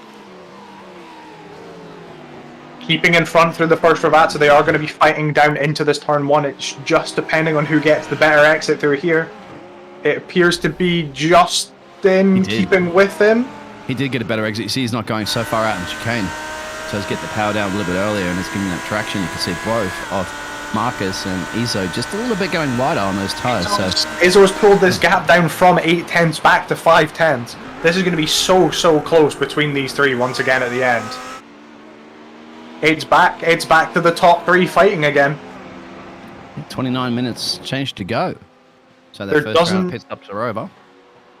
It doesn't seem to be a huge gap in between these 3 and the next lapped car, or car on a lap down, not lapped yet. It's all to play for. We've just got to see when they're going to catch this car and how they're going to dispose of it. That may not matter. They may make a move earlier on just because we see Justin with maybe an edge more of confidence after he picked Izzo with these pit stops. Yeah, I would say out of the 3, obviously Stum came down there, got in front, but Claessens looks really quick since he's come out of the pits and now his tyres are up to temperature. Izzo's trying to catch him, but he's slightly just off. But they look pretty close to each other. Just going through the chicane here. I think they all came through it pretty nice. Once again, Justin with a very, very good X out of that chicane. He's come out feisty, so whatever this second set of tires that he's got on, he likes them. You see drivers like that sometimes, although he's gone a little bit sloppy in that corner there, and look how that's spraying in. Izzo, yeah, he's gone sloppy again. Twice in a row. So that number 3 car now to catch back up. The number 3 car that's been running in number 3 position practically all night, evening. After we were saying such a great job that Justin's done in his new set of boots, now he's making a little couple of mistakes. And at this level of competition, you cannot afford to. Every millimeter, every nanosecond counts. It appears Justin may have been taking a defensive line through there from Izzo. Izzo's managed to pull this gap very, very close to Justin in front of him. Izzo's close. And once again, we seem to have this battle between Claessens and Izzo. Ooh, yeah. It looked like he went a bit wide there, and Izzo sniffing hard. And he's all over his exhaust. And Stums has seemed to pull that little gap. But will they catch him? But coming up the hill. It's So Marcus, the race leader, has been handling the pressure, hasn't he? Even when it's been mounted to him a couple of times. Yeah. He's managed to pull away eventually. But Justin and Izzo, well, they've been exchanging Christmas cards all evening long. we still at it. see Elias back in the box. That'll be for his pits for his fuel after his incident at the start. But these 3 at the top, they're just, there's nothing seeming to be bothering them. They're just sticking ahead. I have a feeling Marcus isn't looking Mistake there behind too. it. Izzo. That's a rare mistake that he said. He went a little bit twirly coming out of that corner there and just dropped a little bit of pace there. So are they fueled to the end, guys? Do they have enough gas in there to go all the way, or do you think there's another pit stop coming? I don't think that these guys are going to pit again. I don't think it's going to be worthwhile for them, especially with the pace that they're putting out. With these gaps that they're pulling, if they manage to get it to the end, we may see a little bit of fuel saving now from Izzo and potentially Justin. It's more down to how Marcus plays this. We do see a car on the pit exit. This might give a bit of trouble for these 3. It is right there. You called it. So he's got to get out of the way, but you got to get out of the way on straights. It's very hard to get out of the way during the corners, and we saw it happen earlier too. Marcus, I think, got caught out a little bit by the lap traffic. Elias dives out There of it the is. way, giving these Yep. three the space. Is he going to stay out of the way completely? He does. That maybe prohibited Izzo slightly. However, he is pulling this gap closer and closer back to Justin. Justin is only 3/10 back from Marcus. This is a very close gap between these three. Very, very close battle here. Yeah, Claessens looks the quicker out of the three for me. It looks like I think at some point he's going to put Stum under some serious pressure and a challenge for this first spot. I think this is all going to be down to who X's the chicane as well as they can. If they get a very, very clean exit, they might just dive down the inside for Ravazza. It's going to be interesting as well, too, as you said, because it's a crucial stage. We still have quite a bit of racing to go, of course, because we're getting down to at least 25 minutes. It's going to be taking care of your tyres and the fuel, as you mentioned. So, but keep the pressure up, and look at that. Marcus, a little bit twirly coming out of that corner.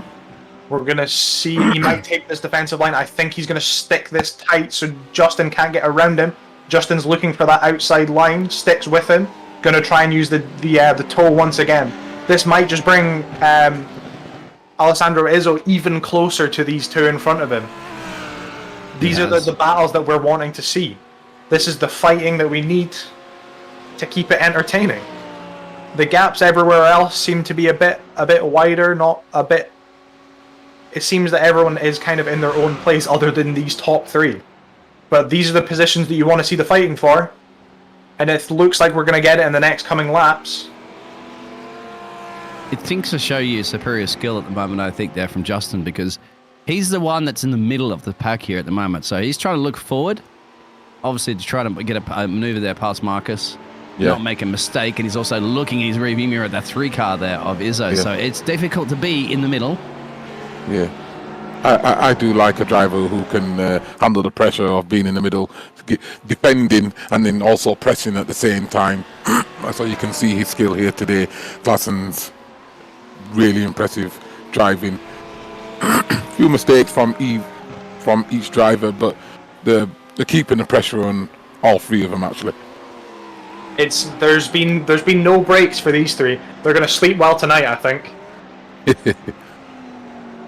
This is going to be once again down to the chicane to see who gives us this best exit. Once again, we do see a car in the pits. This may potentially inhibit the drivers on the exit. Might give them a little bit of extra fight. I don't think Justin had as good of a exit as he did last time. It appears Izzo has gotten closer and closer. He's going to be not close enough though. Not close enough this time. You're right. There's still another corner for them to go around. Yeah, Manuel is leaving the pit lane. He'll be nice so and he slow. shouldn't be a problem. He should not be a problem yet. However, these guys, because the pace they're putting in is going to be closer and closer. Izzo does look to be mounting an attack on Justin. Stays behind him this time. It appears for the places in this track that are clean and easy to attack. It is turn 1 down into that chicane if you're very brave. Sticking your nose in the hairpin. You've got lots of little places that you can make these moves if you've got that gap. However, with these GT3s, you can push back a little bit. You've got the wideness of these cars, especially Justin, who's in that big honking Lamborghini. He's just going to be sticking that in the middle when someone tries to come and attack him. But he doesn't need to. He's got the pace to keep in front. We see Marcus just chilling. Doesn't seem to be worried at the moment. He's got that 7/10. But it's all a play for. One mistake and it's over. As we saw with Leclerc at the weekend. It's just not a place that you want to make a mistake. We might see as these tires start going that people make more mistakes later on. I may have seen Marcus go a little bit wide there, not giving him as good of an exit as Justin. Izzo once again sticking with, but not close enough this time once again. We are seeing these top 3 getting closer and closer to that lapped car. I think it's the 25? And it looks like you've got Stump pulling away once again. It seems to be a little bit argy-bargy here. 1 minute, Claessens is all over Stum. Then 1 minute Izzo's all over Classens. But some really good racing today. But yeah, Stum's pulled away a little bit. I think we have seen Marcus pulling that gap. It's down to a second, so I think if Marcus can keep his head down and keep pulling this gap further and further away from...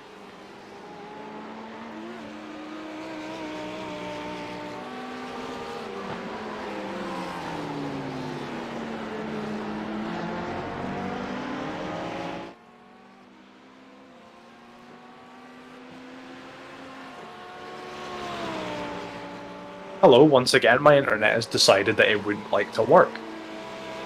I'm gonna take it. Yeah, UK internet, my friend. I'm not surprised. Hey, UK internet's pretty good. No, it's not. It's not compared to the rest of the world. A lot of people have a lot of problems with the UK internet, considering, first world country in the GA. Should have a server have here. better internet. Come on. Does iRacing have a server for UK? No, it's the closest one is France and It's Germany. Germany. Yeah. There you are. So we need one here. Yeah, it's true. But no, Unfortunately, I don't think we're gonna get one. But hello, once again. It decided to disconnect. no, but It's hosting's very expensive in the United Kingdom, so I'm not surprised. Yeah. Yeah. we also have awful internet in comparison to the rest of Europe. They're like, Yeah, it's very horrendous. yeah. Not fun. We got better internet here in Panama, and it's a second. We don't need it, Biggles. We don't need it, Biggles. we're the ones who have to struggle with it. I actually have better internet in my rural holding than I do in the city that I live in. Well, that's not surprised. Where are you from? Well, I'm from Scotland, so it's... Scotland. I thought you sounded a bit of Scottish. Yeah. Here you go. So currently I'm in one of the most northern cities in Scotland, and I have worse internet here than I do in my rural cottage that I live in. It's a mistake. It's happened. Can you And see he hit the that wall he's as well. gone off? Gone off, he hit the wall. Oh. Wonder what kind of damage he's got. It potentially may see him... He's been having trouble with that corner all the time. As we go back into our Yeah, replay, oh, he hit the curb. collects just too much sausage that time round. Yeah. Yeah, that's it. And Is he going to hit this right with the front nose as well? That may be steering damage depending how bad the hit was. Let's hope that he does continue Bang. and hopefully he does push up. looks little pretty tank slap up. straight to me. He That's- looks okay. Let's see when he's on the straight. No, no, he's okay. Yeah, he's good. Seems to be okay this time.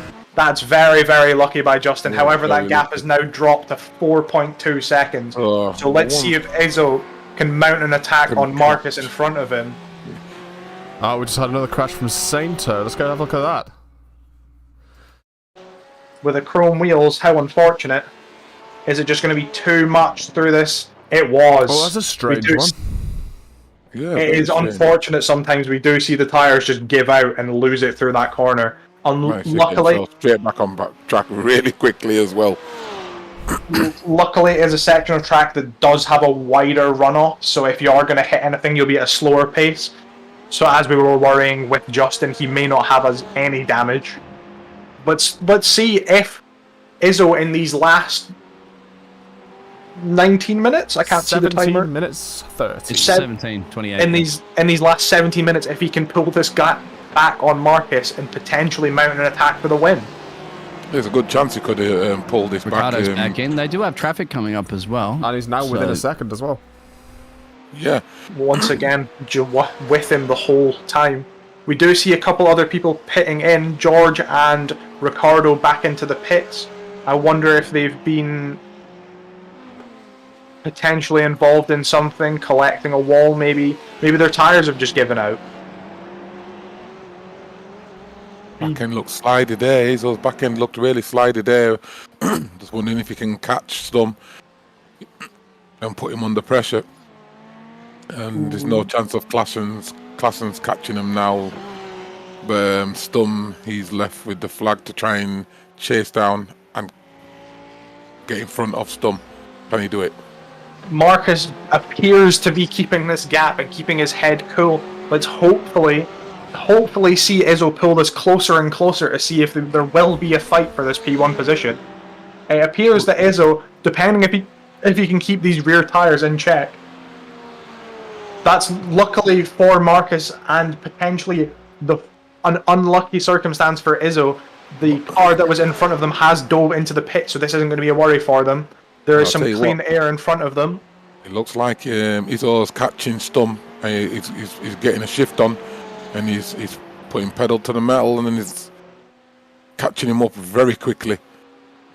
Izzo does seem to be pulling this gap closer together. Let's see if the chicane where he was potentially losing out a little bit, if it's going to hinder him with this fight. Back up the hill through that little hairpin, sticking with him, see if he's got that good traction. He appears to have had really, really good traction and sticking with him. Yeah, he's really close now, and looks like he's going to try at some point maybe make a move in the next couple of laps. Is he going to stick? He's going to stick with him as close as he can through Aquaman Rally. Just a little tap of those brakes and dive the car in, keeping him back up through the hill and into the chicane. Let's hope the chicane isn't a bother for him, that he can fight this even closer. Tom's under pressure. He's feeling it. I can imagine. I know what it's like. He's under some pressure here. Marcus brakes, throws it through. Is he going to keep a good exit? They both get very, very good exit. However, Izzo is within a 1 point. Izzo within a 1/10. Is he going to try and keep it on the grass and go around the outside? He does not. He's going to stick behind him and potentially go for a move through the first corner. That may have been a mistake from Izzo there, as it's dropped his time back down to 3/10. Let's see how good of an exit he does. You can see he's struggling. He gets really close here. He gets a good exit. However, he's going to get that toe down the main straight. I don't know if he's going to get that good enough toe back through. He seems to be getting some good overspeed going around the outside, dipping away from that dirty air. He's throwing a dummy here at the moment, just to throw you off, obviously. So Marcus is looking at his rearview mirrors and thinking, is he going to try to send one up the inside here? He knows he's not going to do it. But you know when you got a car out, you got your little engineer in the background telling you where that car is around you as well. That's chipping away in your ear. So big pressure right now for Marcus as we're getting down to about 14 minutes. I'd have to say Izzo needs to probably think about getting an overtake soon. As you get down to that 10-minute mark, means you've only got about 5 laps to go. We're also seeing some other gaps pulling closer and closer. We see Paul Taylor and Thomas Santo within 8/10 of each other. It's not as close of a fight as Izzo and Marcus, however, we'll all to fight for the P5 position as well. Any chance we can have a look at Paul Taylor? Absolutely, the pink car, mate. The pink flamingo car, a Paul Taylor 34 car. Yep. He's sticking with him. I don't think we're going to be able to follow this for very long, as the top two are fighting it out ever so close once again. It appears Izzo got a slight off track and came back on as soon as he could. Right. I'm loving the, I think Thomas's tires, I think it is. Yeah, the pink. So he's got the pink rim tires and the Porsche and the pink car there, Paul. Yeah, keep an eye on the battle at the start, at the lead there. I don't think we're going to see the similar attack towards Marcus we did last time. However, he is as close. We may see another dummy run from Izzo here. Yeah, exactly. Not this time. Right break there, and here it is. So no, he's decided to tuck in the slipstream there. Tucking in and hopefully follow him nice and tight within that 3/10. Sorry. Marcus has been handling this pressure quite well all evening. Yeah. But hey, in one lapse of concentration right now, and it could be all over. It's going to be very disappointing for him, obviously, if we lose this one. But hey, the Italian is in front of his Italian Tifosi fan, so he's got the fan boost activated, getting down to about 12 minutes. Once I said, when you get inside that 10-minute marker, you've got to go for it. You're in 5-lap territory to the end. You've got to give it your all once you come into these final laps. You just have to be able to keep it in close and closer. We see Paul diving into the pits as well. This gap between these two is so close. All it takes is one mistake from either of them to switch positions here. If we see Marcus potentially missing a braking, we'll see Izzo making the move on him, bringing that gap even closer between them. Let's see how the kind of traction that these two get through the chicane. It's all to play for here. See them through the corners. It's actually bringing Justin a little bit into play here too, because Justin's been putting in some pretty good laps, so just a little bit quicker than these guys. So we'll see. Yeah, I've been watching that. He was about 5 seconds behind, but he's banged that down now to 3. So yeah, I think he sticks with it because if these two tangle, then that's a potential win. That's what you're always going to be in it, don't you, to win it? I mean, obviously, he doesn't want them to tangle. And it's pit lane entrance. Wow, what's happened here? Is that no fuel? No, he's going I think Marcus. he went in early. He's going He to went in early the first time round. Marcus them did two pit early. Passengers and Izzo's went in later, a couple of laps later. So Let's see if this is going to make all the difference. We've only seen Izzo pit once, so he may also need to dip into the pit shortly. We may also racing see at the same pace, weren't they? Practically, there's only a couple of laps between them and tires. So has he burnt through all his fuel? We'll see how long of a pit stop it was for Marcus with an 11-second. That is going to be a pit stop for fuel. Yeah. This is going to be down to the wire for Marcus. If he can pull this gap back up, this will be perfect. However, we do see Michael Pleta coming back all through. jump up into third. So Yeah, However, Michael also might have to box. So this is a very late box from everybody. We're at the 10-minute mark right now. There's 5 laps you got to do, really. 5 or 6. This may potentially give Izzo a very, very good gap to work with, depending if he does nip into the pit shortly. If he has been saving fuel behind the guys when they were fighting earlier, this might do him justice. He may have accounted for all of this. This may have been his plan for not pushing too hard. A 3-second gap, so he can afford to go a little bit slower. But Justin, remember, is lurking in the background, still yet to make a pit stop as well too for 22 car. Notice with a little bit of damage, but seems to be still putting on the pace. Can he stretch it out? Has he been fuel saving perhaps a little bit behind them? yeah, That's an interesting call now. I think they must have both been fuel saving. You have to give Izzo his credit here. Some great driving from him. He's been very patient. He's not rushed it. He's sniffed here, sniffed there, and then it's worked out just right for him. Yeah, and obviously sticking the car in the slipstream as well is a surefire way of saving some fuel, because you don't have to. Your car doesn't have to push against all that air resistance. Yeah. As we saw, Izzo was just sat behind the two in front of him for a very, very long time. Yeah, sometimes it also looked like he lifted off a bit as well. It looked as if he didn't want to overtake, so I'm wondering if that was his tactic. We'll see when it comes down to these last little sections as they're going to come through. That seems to be a little bit wide for Izzo. However, he is keeping this gap between himself and Justin down to 3.4 seconds. We may see Justin, as he dove into the pits earlier, if he has calculated his fuel correctly after his incident, Justin may be in for the win here. True, yeah. If he keeps that fuel in the car and has given himself enough fuel to go to the end, Justin may be able to pull this gap down and down while Izzo is out on track, and maybe take him as he's in the pits and pull ahead. Well, if they have to jump in the pit lane, how far is Marcus down? Let's have a look gap to Marcus. Marcus is 15 seconds back. Yeah, so that's good. So that's going to those guys can get a 15-second pit stop here. He can if they have to come in. Unless we see Izzo potentially boxing and missing his pit box again. However, I don't think he will. Let's see if he goes in this time. He does not. He stays out. Oh, he can get a tow from the beamer as Justin's well. crashed. Justin's crashed. You're up. Let's see. Let's see what's Justin happened. crashed. Oh no! Down into Ravad. That's not the corner name. Into Ravato 1 and 2. Is he going to do what Elias did earlier? He is. Just a slow spin for him. The very unfortunate one.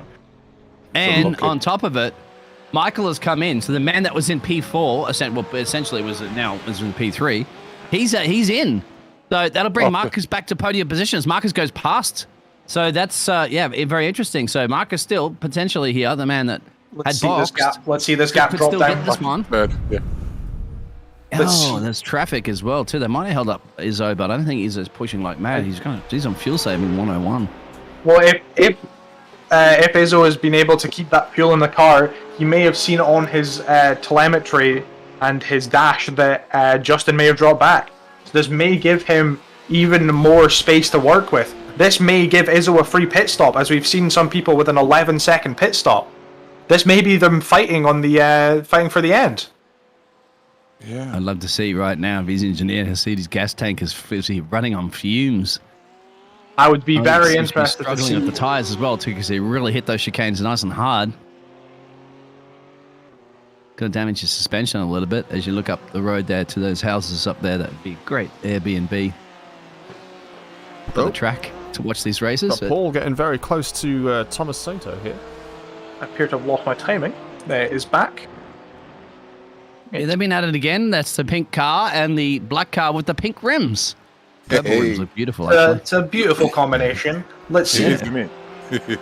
Paul using the beautiful manufacturing and development of that BMW to take all of the curb, It looks really close there. inching closer and closer between them. Let's see if this is going to be the fight of what we've been looking for between these two. I tell you what, this looks like it's going to be a nice little fight towards the end, but I tell you, Senton don't mess around when he's defending. He can really defend. His defending skills are really good, so Paul Taylor's really close to him now. We saw a little bit of a squiggle for Sainto there as Taylor keeps it close on that rear. Let's see how well this BMW makes it over the chicane and see if he can pull closer and closer to the car in front of him.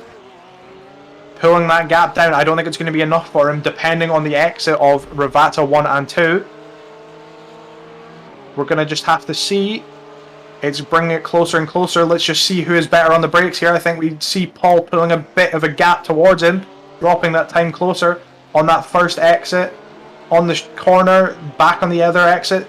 Paul with a little bit of a wiggle in the rear from there. That might have cost him a little bit of time. As we see Sainto back down the front, I don't think the toe is going to be big enough from this Porsche in front. No, it's definitely not big enough to pull up close to him. And like I said, Sainto is a really good defender when he's trying to keep his position. Can Paul Taylor put him under more pressure, make him make a mistake so he can go past him? Race leader's in. He's going in. So he didn't have enough fuel to go to the end. So we see Izzo in the pits. This is going to all depend on how long this pit stop is for Izzo.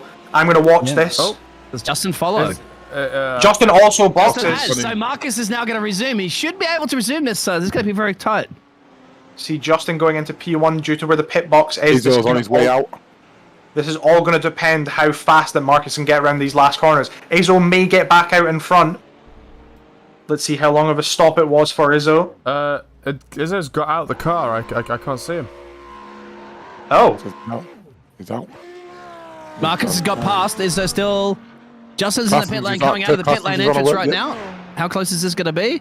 Justin with a 5-second pit stop as we see Marcus He's flying past. That is an easy pit for him. That was a 35-second on pit. It appears that Izzo may have left the session. Yeah, Izzo got Something's out wrong. of the Yeah, car. no, he's back out. He's back out, but he's lost it to Michael. I took that pit stop a little bit earlier. So Marcus now back in the lead of this race. Justin getting that P2 position. So after Izzo's fantastic effort run at the moment, well, with 3 minutes to go, it looks like he's going to miss a podium here. We'll have to catch up with Izzo and see what actually happened. Yeah. I think he just got out of the car. I don't think anything. I think maybe he was a bit annoyed that he didn't fuel save more, or he knew he was going to sort of be kicked out of the top positions there. I think maybe he had a bit of a rage quit there. I think Izzo may have actually been safe from losing position to Marcus if he got out of that pit quicker.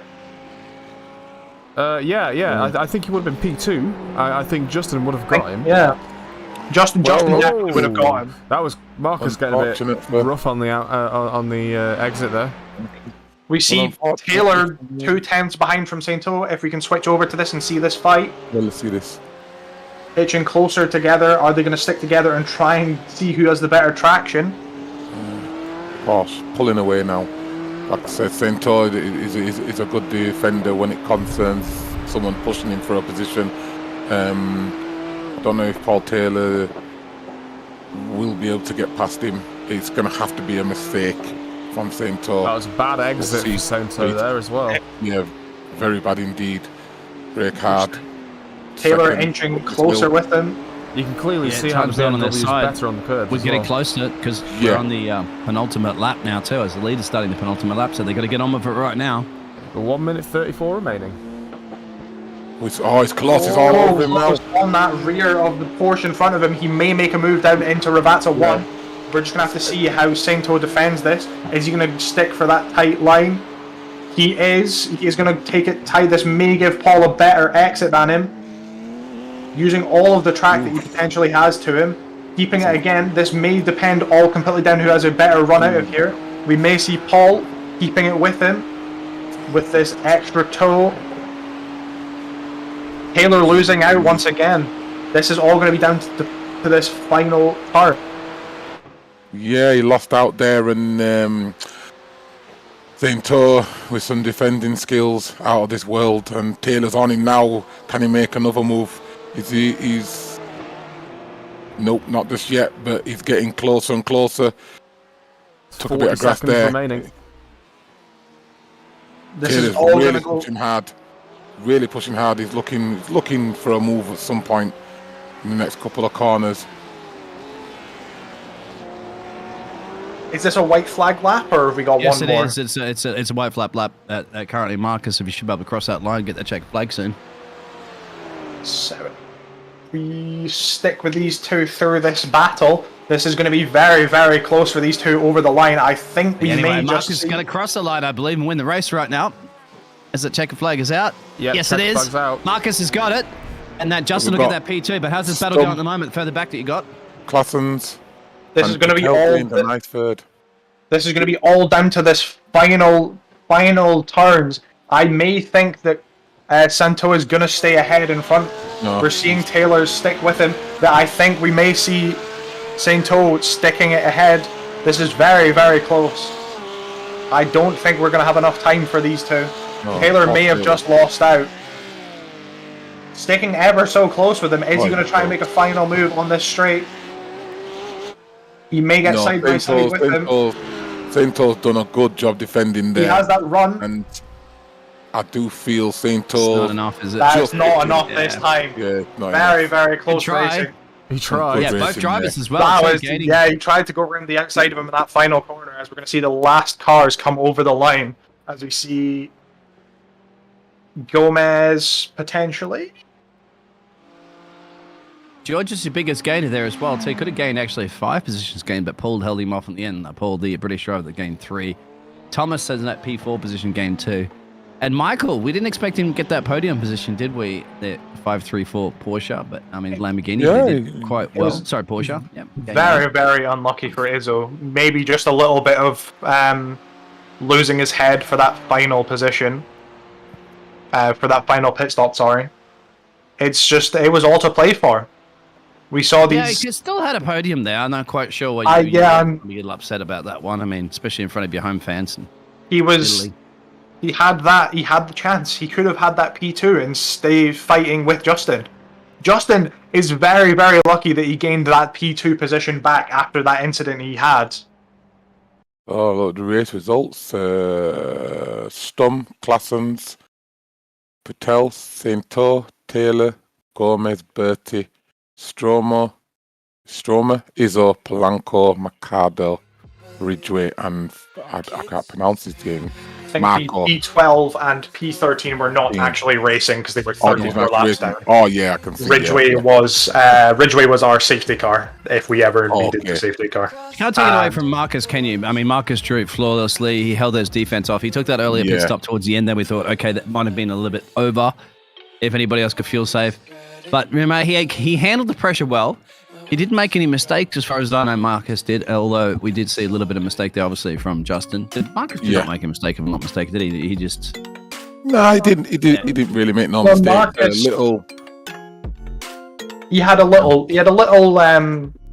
maybe a few little squiggles here and there. However, he actually just kept it very, very clean between them. Yeah, that's what I was about to say. There was a few little squiggles here and there, but his driving was impeccable this evening. Classens got lucky, you know what I mean, got that P2 after he made a mistake, and then Izzo, well, as you can see, he's down in 9th, so don't know what happened there, but there was some great racing tonight from them three. All three of them pushing each other 1 minute.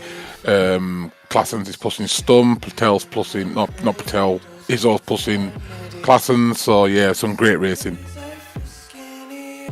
hopefully I get to hear from these gladiators as well too. Our race director gets that sorted out, a bit of a breather. Yep, working on it. So if you guys want to take a quick break for a moment, and I'll get some of the guys in the chat. Yep. Fire spreading all around my room.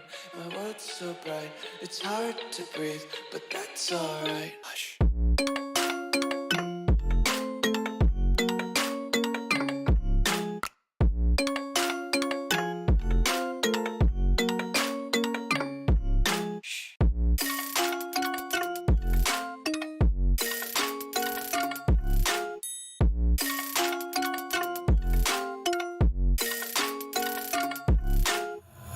I wanna taste your content, hold your breath and feel the tension. Devils hide behind redemption. Honesty is a one-way gate to hell. I wanna taste consumption, breathe faster to waste oxygen. Hear the children sing aloud. It's music till the wick burns out.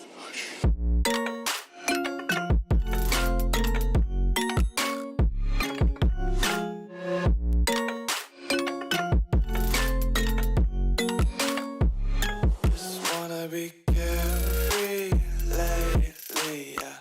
Just kicking up daisies. Got one too many quarters in my pockets. Counting like the four-leaf clovers in my locket. Untied laces, yeah. Just tripping on daydreams. Got dirty little lullabies playing on repeat. Might as well just ride around the nursery and count sheep.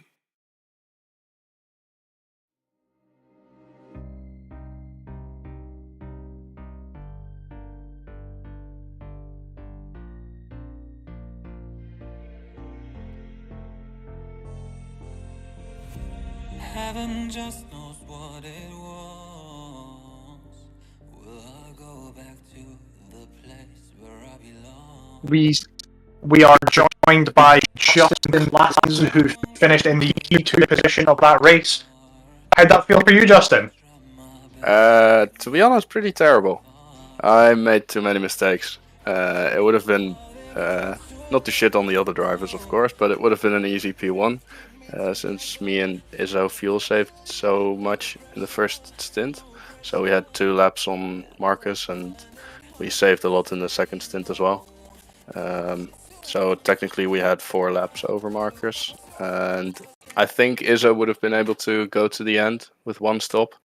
I definitely wouldn't have been able to make that. I don't know if that's because of the way the Lambo is, or it was just me, probably me. But yeah, I wouldn't have made that. But because of the track temps, the Lambo is pretty difficult to drive. It's very, very slippery. So yeah, at the end of the stints there, it was just too difficult, and I braked too late once, and the rear just came around. Yeah, we So caught your my own incident. fault. We caught your incident. We were all saying you thought you were very lucky you didn't end up with steering damage. Yeah. We also think you're very lucky that you managed to get back up into that P2 position with Izzo having the disconnect in the pit lane. Yeah. However, yourself, how did it feel as the driver who was sat in the middle the whole time in between these two, edging closer and closer together between the 3 of you? To be honest, not that bad. I know that Marcus is Mr. Saturday, just like George Russell.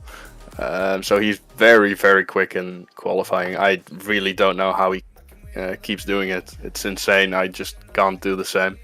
And usually me and Izzo are a bit faster in the race, especially when the tires get a bit worn out. I don't know why that is. Maybe it's because we manage the tires a bit better or something like that. But it was actually pretty okay. I think Izzo had a bit less pace than I did overall. So it was okay having him behind me, and I could see in the relative how far he was behind me every time. So based on that, I could know if he might be going for a dive or if he's just going to stick behind. And once I noticed that he was saving too, I could just run my lines and keep saving fuel and stuff. So it was pretty okay. That was spicy in that first round of pit stops when we all know that Marcus had come in a couple of laps earlier, I believe, and then you and And then you boxed, and I think Izzo was matching you in your pit lane. So when you came in there, you were a little bit quicker in and out of the pit lane. You got ahead of him there. You were ahead, and then you came out, and guess who was flying down the main straight was Marcus, and that was quite tight, right? Because he just managed to get ahead of you. And it could have been a different scenario if you just got ahead of Marcus then, right? And that could have been the game changer. Yeah, for sure. So I noticed Izzo going to my right in the pit lane already to see where he needs to stop. So I went a bit earlier to the right as well, so I would block his view, and that worked because he overshot his pit box. So some little cheeky tactics during the pit stops from yourself. yeah, for sure. If it's legal, whatever works, right? Whatever works, whatever gives you an edge. Justin, when you went off, can I ask what was you thinking? Was you thinking, was your race all over? Did you think, oh, it's not as bad? Did you think am I gonna get as much damage? What was you thinking when you went off? The first time or the second time? the first time when you hit the wall, when you went over the sausage and then boom, hit the wall. Yeah, so usually in the Lambo it's game over when you hit the sausages. That's why I wasn't looking forward to this race at all, because I knew the Lambo would not be the best at all. So as soon as I hit the sausage, at first I thought I would have major damage, steering damage just from the sausage alone, and I did that in practice as well and hit the wall a bit harder. Luckily it's the tire barrier, so the damage isn't that bad usually, and I hit it square on. I turned my wheel straight, so I didn't go into the wall with my wheel turned. So luckily I didn't have any steering damage and I could push on, but I would prefer it if it didn't happen at all, of course. Yeah. That's good. Oh. He's still stuck with it, Justin. That's all you need to do. So, hey, you were there. You were basically the guinea pig in the middle there of some great close racing between all three of you gladiators at the top there for a very long time. Yeah. That goes to show good dedication, skills. You said sausage curbs were the ones that perhaps cost you a race with victory today. But at the end of the day, Marcus came out, kind of just did everything a little bit flawlessly. But P2 is a podium. It's a trophy. It's some champagne. That is true. And great battling as well, too. So, yeah, on a track that you said that you're not really fancy with from those sausage curbs, you still managed to get up there and bring it home there for the, I believe you're Dutch, right? Yeah, I am. For the Dutch army. So there it is. Yep. Good job. Thank you. So that will be everything from us. Thank you for joining us for the round 9 of the ASR GT3 series. We'll see you next week with... Do we know which track it is? Sebring. With Sebring. I know the tracks. I definitely run this series. I was just like the other day on the Formula 4s. So, yeah, that'll be fun. We'll be joining you on Sebring, which will be a very, very entertaining track. It will be give for some good battles, hopefully some bigger, interesting dives. That was the original Formula 1 track as well, too. Just for a little bit of history lesson. United States Formula 1 track, there it is. Right. I was going to say, that track definitely wouldn't do well now. The cars would shake themselves to bits. So we will sign off here. Thank you for joining us. Yep.